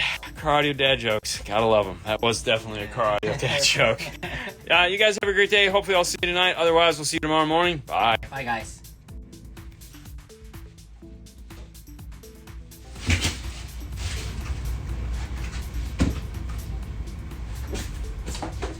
What do you mean, what happened? I'm like, why are you not talking? Oh. Sorry, being quiet. Just over here contemplating the ways and means of life. Why do I get up in the morning? Why are we here? Why do people not have common sense? Why are we here? Let me tell you why are we here. Oh, dude, you got to get closer so they can understand. All right, I should get close. I'll move closer. You move closer. Hi, guys. Let me tell you why are we here. We are here because this right there, this is a rare car. Rare. You cannot find it anywhere. Only here in 5-star. Exactly. I was really thinking this was going to turn into a Morel ad, not an ad for F-150. However, I would much rather have their money than Morel's money, but I'll take what I can get. You know what? Morel's money's pretty good. But they're way cooler to deal with, but... it's like, 4 F-150 gonna be like, who cares? No one cares. All right, hang on one second. We have an emergency. Oh. It says, I have a pack kit for Camaro that will not work the HVAC. Trying to update it, and the Radio Pro app will not see the kit. Any ideas? So I didn't think the Radio Pro had anything to do with the actual functioning of the HVAC. The kit, the plastic itself, which I don't have mine over here anymore. I think I gave it to Paul. The Camaro kit out of the old Camaro. Yeah. I think I gave it to Paul. But anyways, the kit itself, where the air knobs are, is the only thing that interacts with the air conditioning. The Pro kit that powers up the radio is just a regular GM piece that you can put into any GM you have. So the two are totally independent from one another.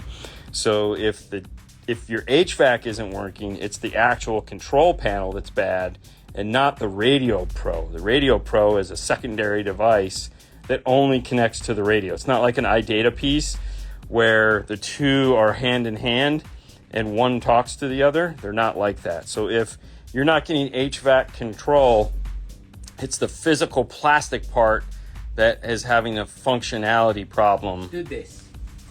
Do this with your hand. Hang on. Not like this. Hang on. Okay. Well, I'm trying to see where I have to be. to do what? Me to squish your head?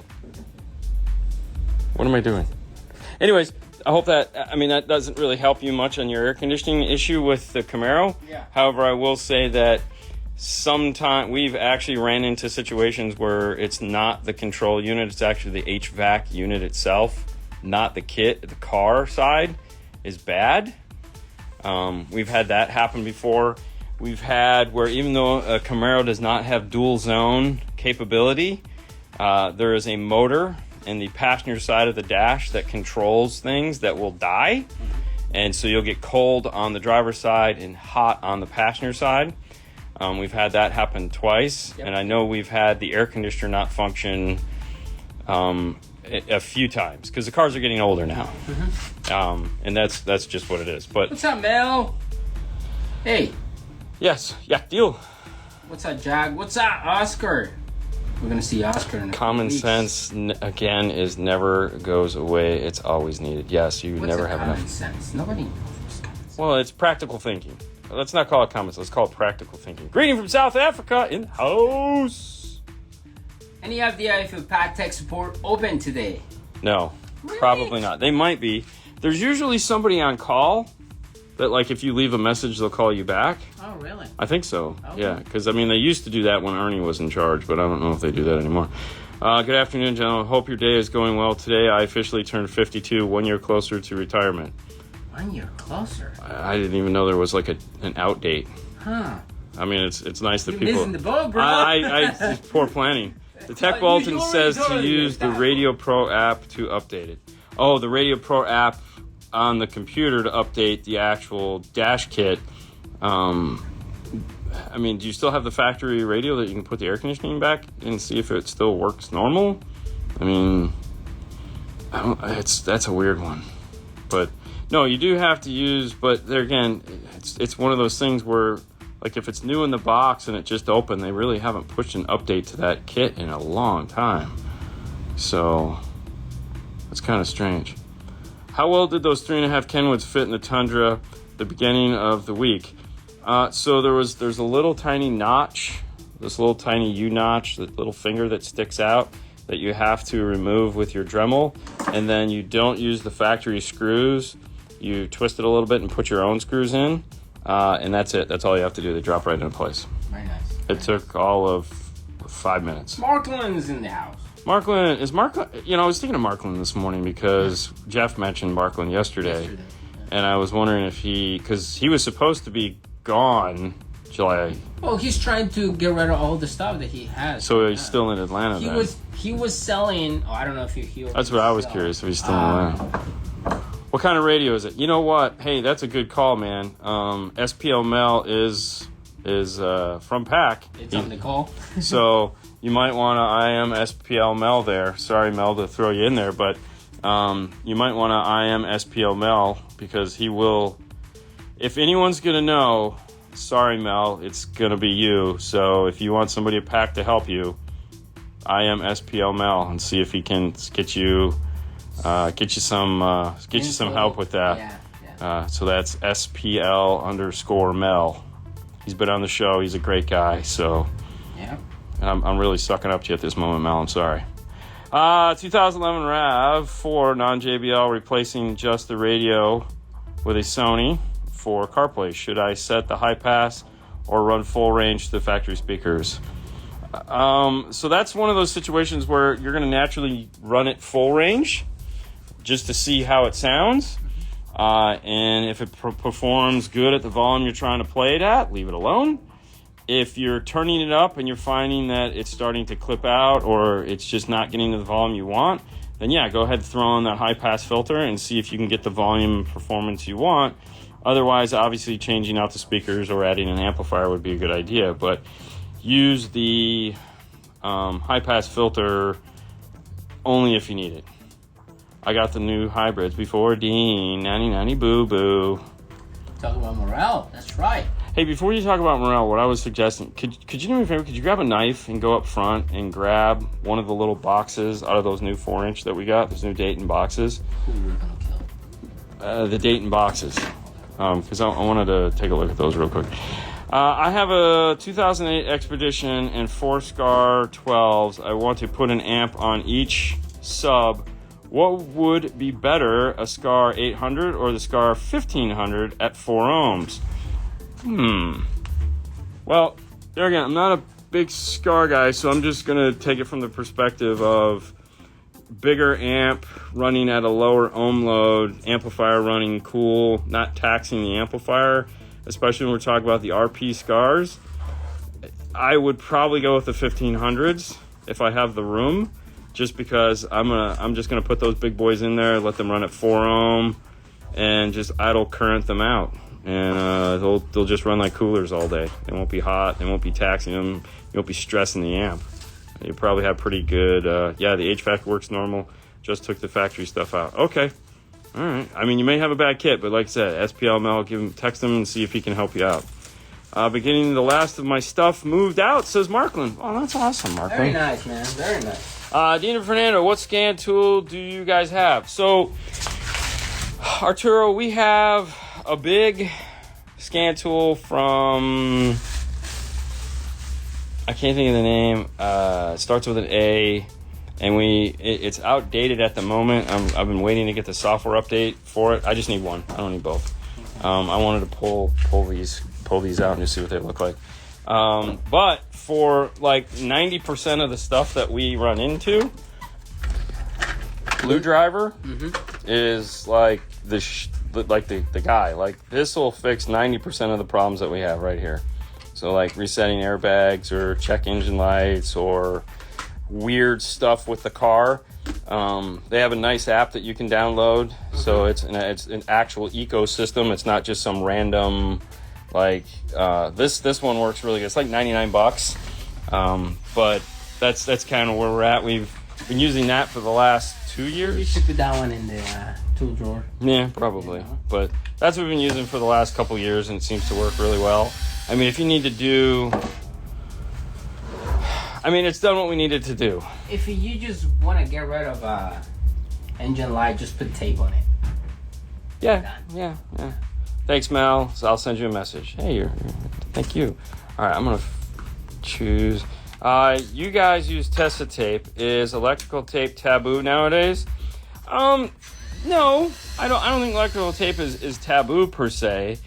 I think the reason why we don't use electrical tape. So, all right, heat is always going to be your worst enemy when it comes to all these tape products, because high heat just causes issues with all of this tape. So like if we hop into this Ford, I already put the dash in, but every piece of wire in this car is taped in some kind of fuzzy tape. Very rarely do these manufacturers use electrical tape anymore. So it's not that it's taboo, it's more to the fact that the factories aren't using it. So you can just cut it. Factories aren't using it there unless there's a crossover in there. Is there a crossover in there? Let's see. It is a crossover. Can we just unscrew the crossover? No. We can't? Why not? No, because it's glued to the speaker terminal. Oh, all right, just cut it there. Yeah. So trying to match what the factory's using is why I feel electrical tape is kind of fallen by the wayside. If the car has electrical tape in it, then using electrical tape is fine. If the car doesn't have electrical tape in it, then using a tape more closer to what it has from the factory just gives it a more natural look. Now, the argument between the tapes you use is like very few, like electrical tape is usually not high temp. So it becomes sticky and gooey. We have it here because, there are certain situations that we will actually use it. This is an insulator. So like if I have a bare wire and I can't put heat shrink on it or something like that, then that's what electrical tape is for. As you can see, we have shrink wrap all over the place, but that's what this is for. This is a solid piece. This is cloth, and not really, a little barb of wire could stick through this. And this is exterior test tape. This is interior test tape. This is bad idea number one. If you're trying to like go over two exposed wires, I would never use this. I know there's some people that do, and you can argue it any way you want. I really don't care. But that's what this is for. That is for 100%. If you've got like 3 wires soldered together and I can't get this on there, then I'm using this because this will make a solid connection around it. Now that whole bundle is going to get covered in exterior test tape because here in Florida it gets really, really hot and this stuff just turns into goo. Where I do use this is when I'm building a harness. Everything that is covered in this is it's straight wire, meaning there's no wires butt connected, soldered together, twisted together. There's no solder points, there's no connections, there's nothing hidden behind this. So if we cover something in this, you never have to pull this off the wire to see if there's a wire hidden behind it that you connected together. That's this. So we know when we put this over something, there's nothing behind it. If this stuff goes over something, then we know that's made to be removed because that's where all our connection points are. So what you might see in one of our wiring harnesses is that it'll be, like all of this. It'll be covered in this, and then there'll be a little bit of this, and then there'll be more of this. When we find that, we know that behind this is where our solder points are.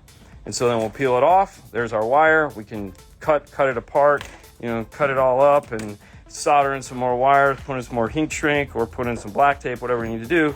And then we'll wrap it back up in this. And that's it. So a lot of people complain like, oh, I hate it when this stuff is in the car because, I got to peel it off and it gets all over everything. It's like, okay, well, here's an idea. Don't cover your solder points or your connections or anything in this, and you won't have to worry about that.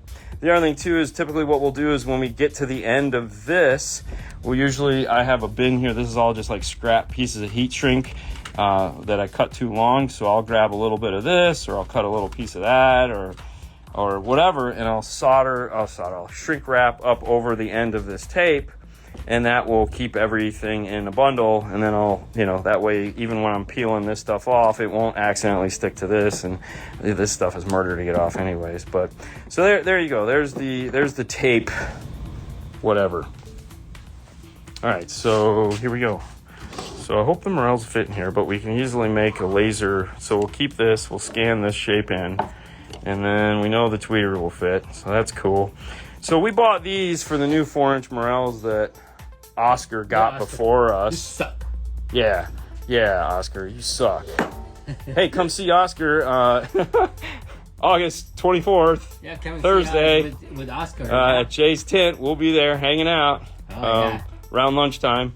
But anyways, we bought these to put the morels in, and so it was cheaper to buy them with the speakers in it. Does anybody need some 4s? We'll give these. We're gonna have 4 4s and 4 tweeters. So somebody's gonna get these because you're not gonna get the crossovers apparently because they're epoxied in down there. We'll pull those out, but your own crossovers. You're gonna have to make your own crossovers. But we'll give away the speakers. Yeah. Fernando, poke a hole in the speaker. No, man, we want to get those away. Tessa makes electrical tape as well. Yes, this is true.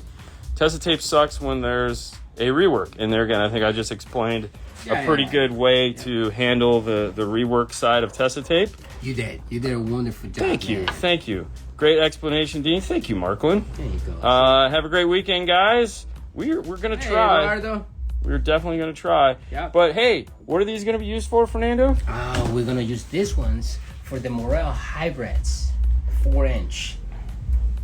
Very nice. You want to see more about Morel? Check morelhifi.com or here on Instagram, Morel_America. There you go. It's great that you can cut a promo for a product we don't even have yet. What the heck? You're a pro, bro. you're this is next level marketing right here. I know. We're gonna need some raise. We're doubling their price next quarter. Yeah. Double the prices because double the pleasure, double the fun. Oh baby. Oh god. Did you guys finish the Jeep? What Jeep? I'm assuming we did because we got an F-150 in here right now. What are you talking about? Yeah, exactly. Did we have a Jeep? I don't know. Did we have a Jeep that we weren't done with yet? Bro, hybrids, I'm drilling too. I can't wait to see them. I mean, I honestly I thought they were the Virtus Nanos, but I mean, I don't know. At this point, I really don't care. this month is gonna be great. We're gonna have a lot of Morel stuff. Well, this month is going to be great, too, because we got a lot of people that are going to be on the show. Tonight, specifically, we're going to have Rich from rdvfl.com. That's right. And talking about plug-and-play wireless CarPlay solutions and Android Auto, so both. So that'll be fun. That'll be at 6:30 tonight. Show starts at 6, as always, but we're going to have him on at 6:30, so we'll get to answer your questions, as always, before. And then Monday is a full show. We're gonna have a live demo. We're gonna have a live demo. We are gonna. I don't know how well it's gonna go. You know how live demo goes. So yeah. Oh, it reminds me. I gotta plug my laptop back in. Be patient. And what about Monday? Monday we'll have Mr. McNulty on from Electromedia, which is Audison/Hertz. Yep. He's gonna be on for the whole show. So that's going to be a 6:30 to 7:30 thing, so that'll be fun. I'm using them for a center and rear in my car. I'm hoping I'll have it ready by the time you guys come. I'm hoping you'll have it ready, too, because there's a ferry. You're not working? There was a little angel ferry guy that was in here the other day that said, hey, man, Oscar wants me to come help him tune his car, so, he might be there as well. Yeah. He's really not little, but, or an angel, but he's a Smith. Mr. Smith and Mr. Anderson.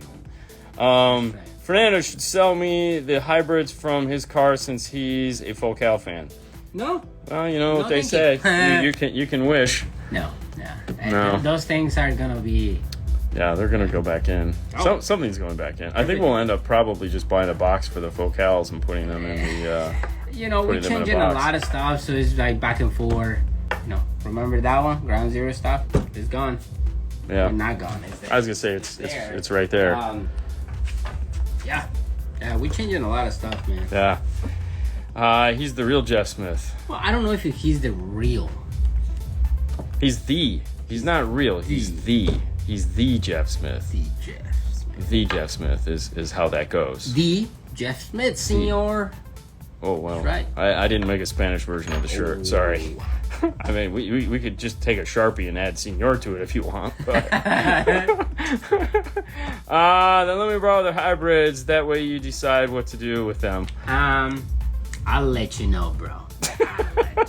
Let me get back to you on that one. Yeah. But thank you for asking.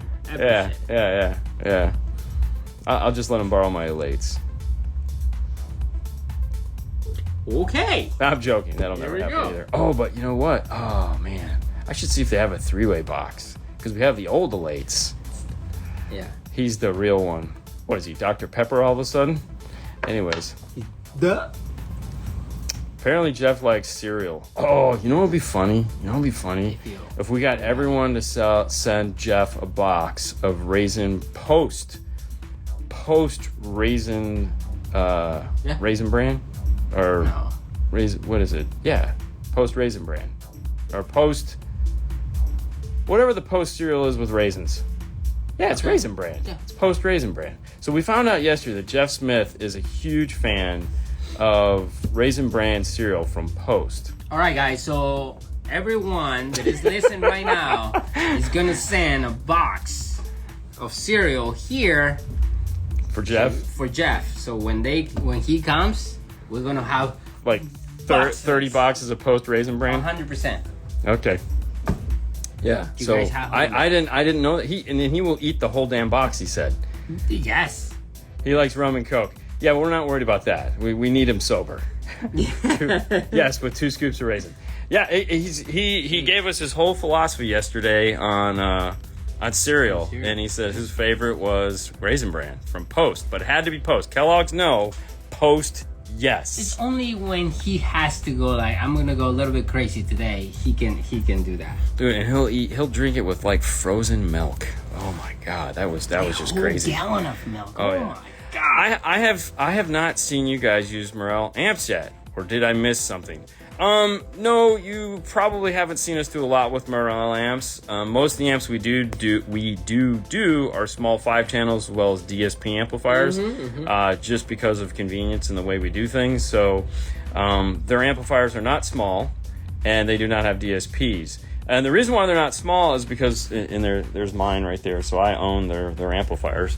The 5-channel is one of the few amplifiers that is an AB class 4-channel with a D class 5th channel for subwoofer. It's an awesome amplifier.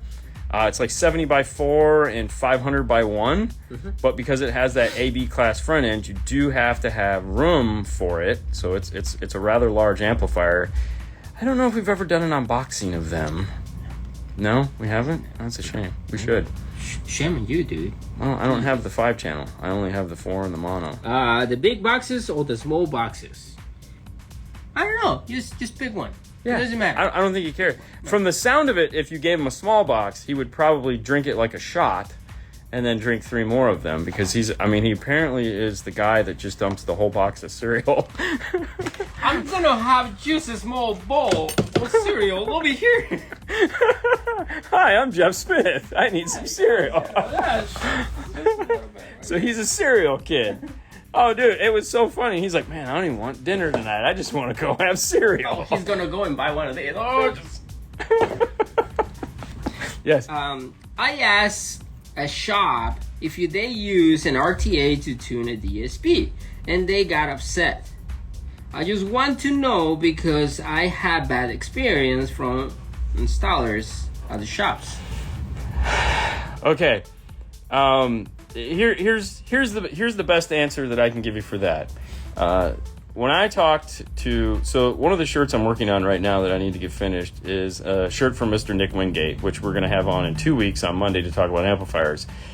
He is a world champion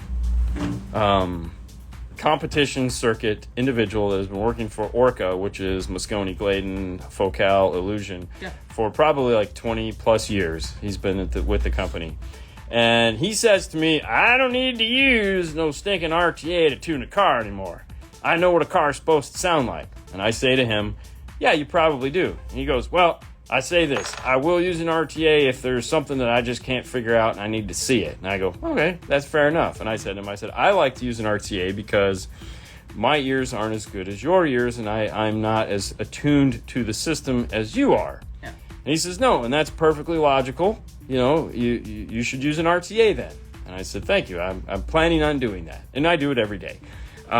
So if the person you say, Fernando, do you use an RTA to tune your cars? And you say, you just play along. You say, no. No. And I go, well, what is your experience in tuning the cars? Well, I know karate, man. I'm an installer. If that's the answer you get, you may want to try somebody else. Now, if he says, I'm an award-winning, I ask a competitor for the last 20 years, and I have all these cool trophies on the wall, and this is how I tune a car, then I should be able to go, do you mind if I hear your car? You know, it's one of those things that also, how do you ask the question, right? Because you're not going to be like, hey, do you use an RTA? Okay, like, so you're... You know, like, it has to be play along, like, in both ways. I would ask right away, hey, man, I have a question. How are you planning to achieve all these goals that you telling me that my car is going to sound amazing, right? Yeah. What are you using to actually do all these things? And now, of course, the installers, some of these guys, hey, we use this, we use that. We have plenty tools to make it work. Oh, okay. Sounds good. Do you have a car I can hear? Correct.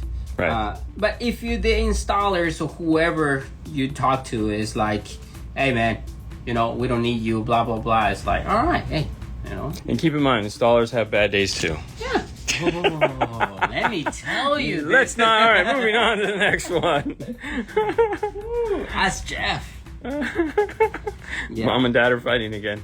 Those new Morel amps are something else. Yes, they are. They actually, the 45th anniversary guys are right here. This is the 2-channel. They have a mono block. This is a big AB class amplifier.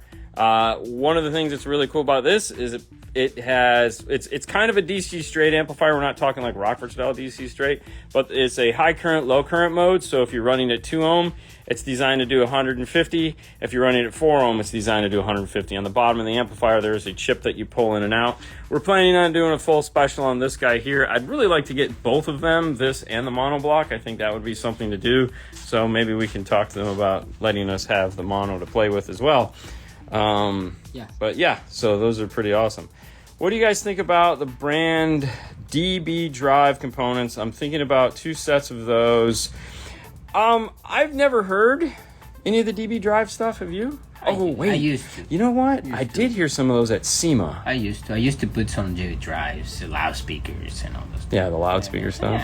Yeah. You know, I just got corrupted from the end to listen.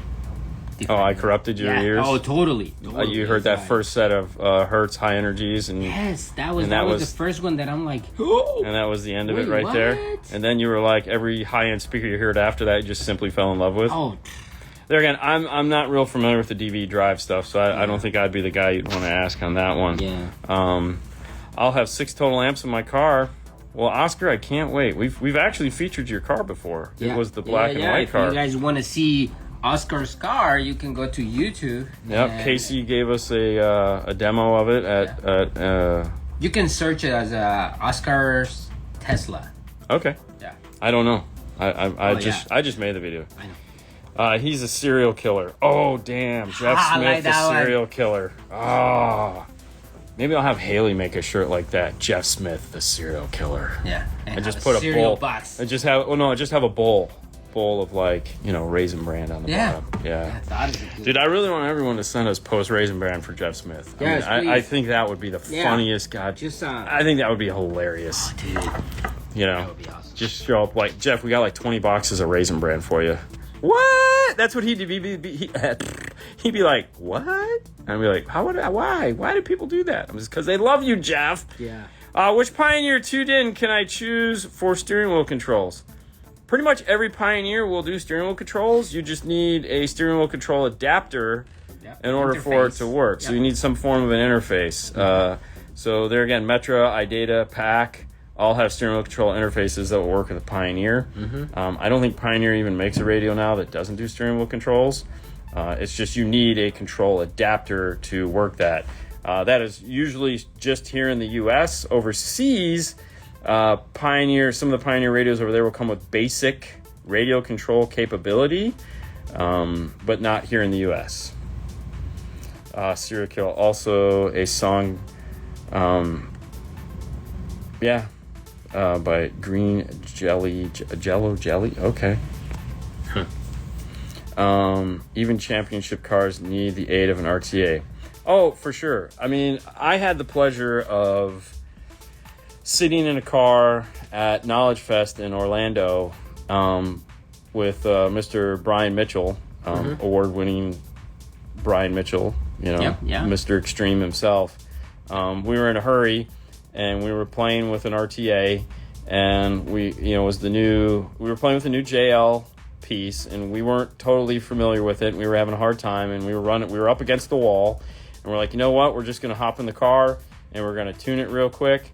And he sat in the car, played his music, and he tuned the car without an RTA. And I have to tell you, it was an impressive thing to watch, but and it sounded really good when we were done, but here's a guy that is an expert at what he does, and it was impressive.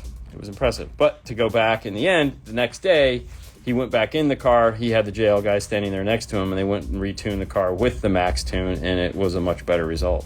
All right, H2O _ Chile.9. Yeah. He's a new fan. Oh, thank you. And you can check a lot of information that we have here in 5 Minutes with 5 Star on YouTube. 5 minutes. 5 star. And Facebook and 5 star. Car stereo. 5 star car stereo. 5 star car stereo. So yeah, look for that logo right there. Yes, you will find this. Or this one, on Fridays, we do a lot of news about car audio if you're interested. Yeah. What are we talking about? I'm sorry, I was reading the next question. Oh, no. I was like, what is... he said, Chris says, what is the optical output from the Helix HEC Bluetooth module intended purpose? What would you send that to an amp? I don't know if I get it. I mean... So if it's... There again, I'm not... We're just new to the Helix. Jeff knows. Jeff knows. Jeff would know. Why, did Jeff chime? Jeff chime in. All right, so Jeff. Jeff chimed in? No, I'm saying Jeff is here. Is he? Maybe. No. Not here. Oh, In there. hey Jeff, what is he? Jeff, you missed it, man. Let's stop talking about Jeff now. 'Cause that's why he tuned in, because he knew what we were talking about. Do amps with DSPs not have gain? Only channel level? I didn't see any gain knobs on the newer Zapco. That is correct. Most amplifiers that have DSP, the gain is set through the DSP. It's level control. So there's no need for gain. It is a digital gain because you're using a digital preamp, so you can do it all through the DSP itself. There you go. The Euphoria DB drive. Yes. They're pretty decent. Okay, there you go. Answered that question for the DB drive question. And the other thing too, so for example, in some amplifiers in the ecosystem, like this Moscone 4/30, which I can't get to, but on this, it has a DSP button. So this does not have a DSP in it, but if you're running a Moscone DSP, you can press the DSP button, and that bypasses the gain in the amplifier altogether, so that you can just use, so it's set to a predetermined point that it knows the DSP is going to put out. So, all right, Jeff replied, it's a high-res Bluetooth audio streaming direct into the amplifier. So if you're using some form of device that has like a Sony Walkman, or something that has a LDAC output maybe, or a high-res Bluetooth built into it. Yeah. So it's kind of like the Moscone version of it that we have. The AMOS. Mm-hmm. Yeah, where if you have something that has a high-res Bluetooth chip in it, there you go. Ta-da. All right, so Jeff, look at that. Jeff's chiming in, guys. All right, let's not talk about Jeff anymore. We talked about you through the whole beginning of the show, Jeff. Yeah, don't say nothing to Jeff. Don't say nothing to Jeff, guys, but do what we told you to do. Are you going to do that subwoofer enclosure in your convertible anytime soon, Dean? I know you fell in love with the certain enclosure and would love to see the build. If I were to do any subwoofer enclosure in my car, the one I particularly thought was cool was the one that Sage at Sounds what? Sounds good. Sounds good. Mm-hmm. Yeah, it sounds good. Up in Tennessee made. Mm-hmm. They made like a flax subwoofer enclosure in the wheel well of a Mustang. Mm-hmm. I would just be buying it from Sage because he's already done the work. I just need to hand him money. So yeah, I think I would be perfectly fine just saying, hey man, and I've already said to him I want one. So he's probably thought I was joking, but I wouldn't. There would be no video on us building it unless Sage made one, and maybe I could put my head on Sage's body and be like, you could watch me pretend to be Sage, who's like a foot taller than I am. I can pretend. You can pretend? No. We'll just put your face on Sage's body. What's up, guys?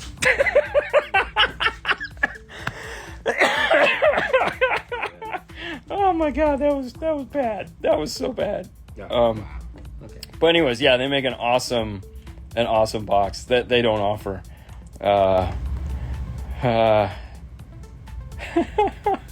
Oh, dude, Oscar's totally pulling a ADA. Oh yes. Yeah, yes. that's sorry, Oscar, you can't do that. That's an ADA thing, man. That's right. That's only ADA can say that. Have you ever heard a sound cue car you weren't impressed with? Hold on. What? The answer to that question is yes, 100 times over. And actually, Jeff was in a lot of the cars I was in that he was demoing the sound cue cars for me, and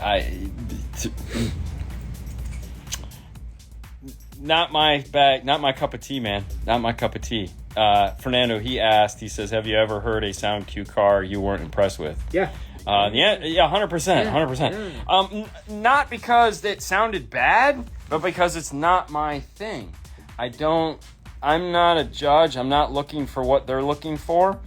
And it was lackluster at best. Yeah. A lot of the sound competition cars are made for sound competition.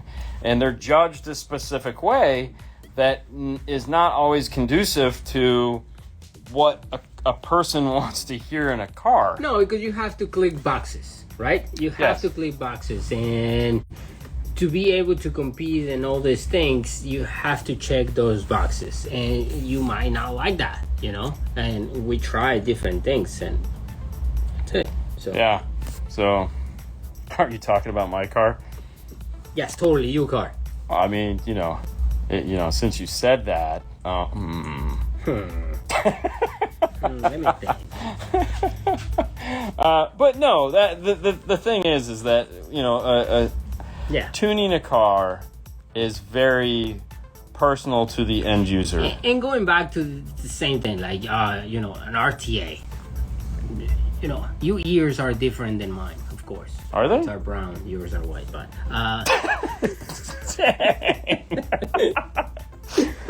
no, but like everybody's different. So hey, just like trying to play around with different cars. Go to car shows and ask people, hey man, it's any way I can, hear your car and see what's going on. And if you're here in Clearwater and Jeff, it's in one of those car shows, and has the car, it's like, hey, can I listen to your car? Nope. He's gonna be like, nope. But hey, No, my car's dirty right now. I can't let you hear it. I got cereal all over the back seat. I was eating cereal. That was racist. Let me tell you what, this is one of the most racist guys. Whoa! Don't say that. Yeah. I don't want to end on that one, but I feel I have to end on that one. I got no gas. Sorry. Well, of course because we're knocking down trees and burning coal so you can charge your car. Everyone may be different, but everyone loves Morel hybrids. I'm not going to argue that point. Oh, You guys- 100%. Yes. Yeah.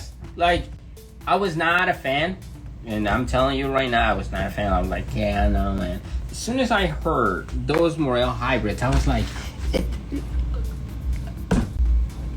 that's it. Just like, yeah, very nice.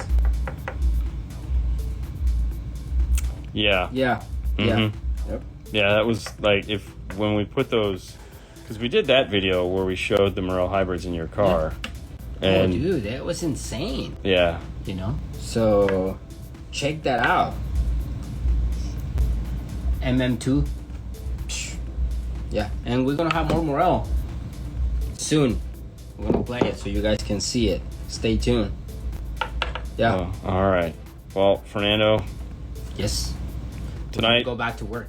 at 6:00, tune in. Yes. We'll have Rich from rdvfl.com. We're going to be talking about some stuff. We'll have a demo. We got a half hour with him at the end of the show. So from 6:30 to 7, we're going to have him on talking about adding wireless Android Auto or Apple CarPlay to your wired system and how you can order those parts. Anyone can do it. It's you don't have to go to a shop. You can order directly off the website. We're going to demo that. We'll talk to him about some of the stuff you may want to do by going to a dealer or one of his dealers. And of course, just the regular fun and excitement that you get when you have Dean and Fernando doing a live show. Thanks, Fernando. Thank you, Fernando. Okay. You have solidified my choice, as I will continue to save for my own hybrids. You should, man. You're not gonna be disappointed. Believe me. Yeah. And if you are, you can find Fernando Lopez here at... Okay, have a nice show. Bye! Yeah.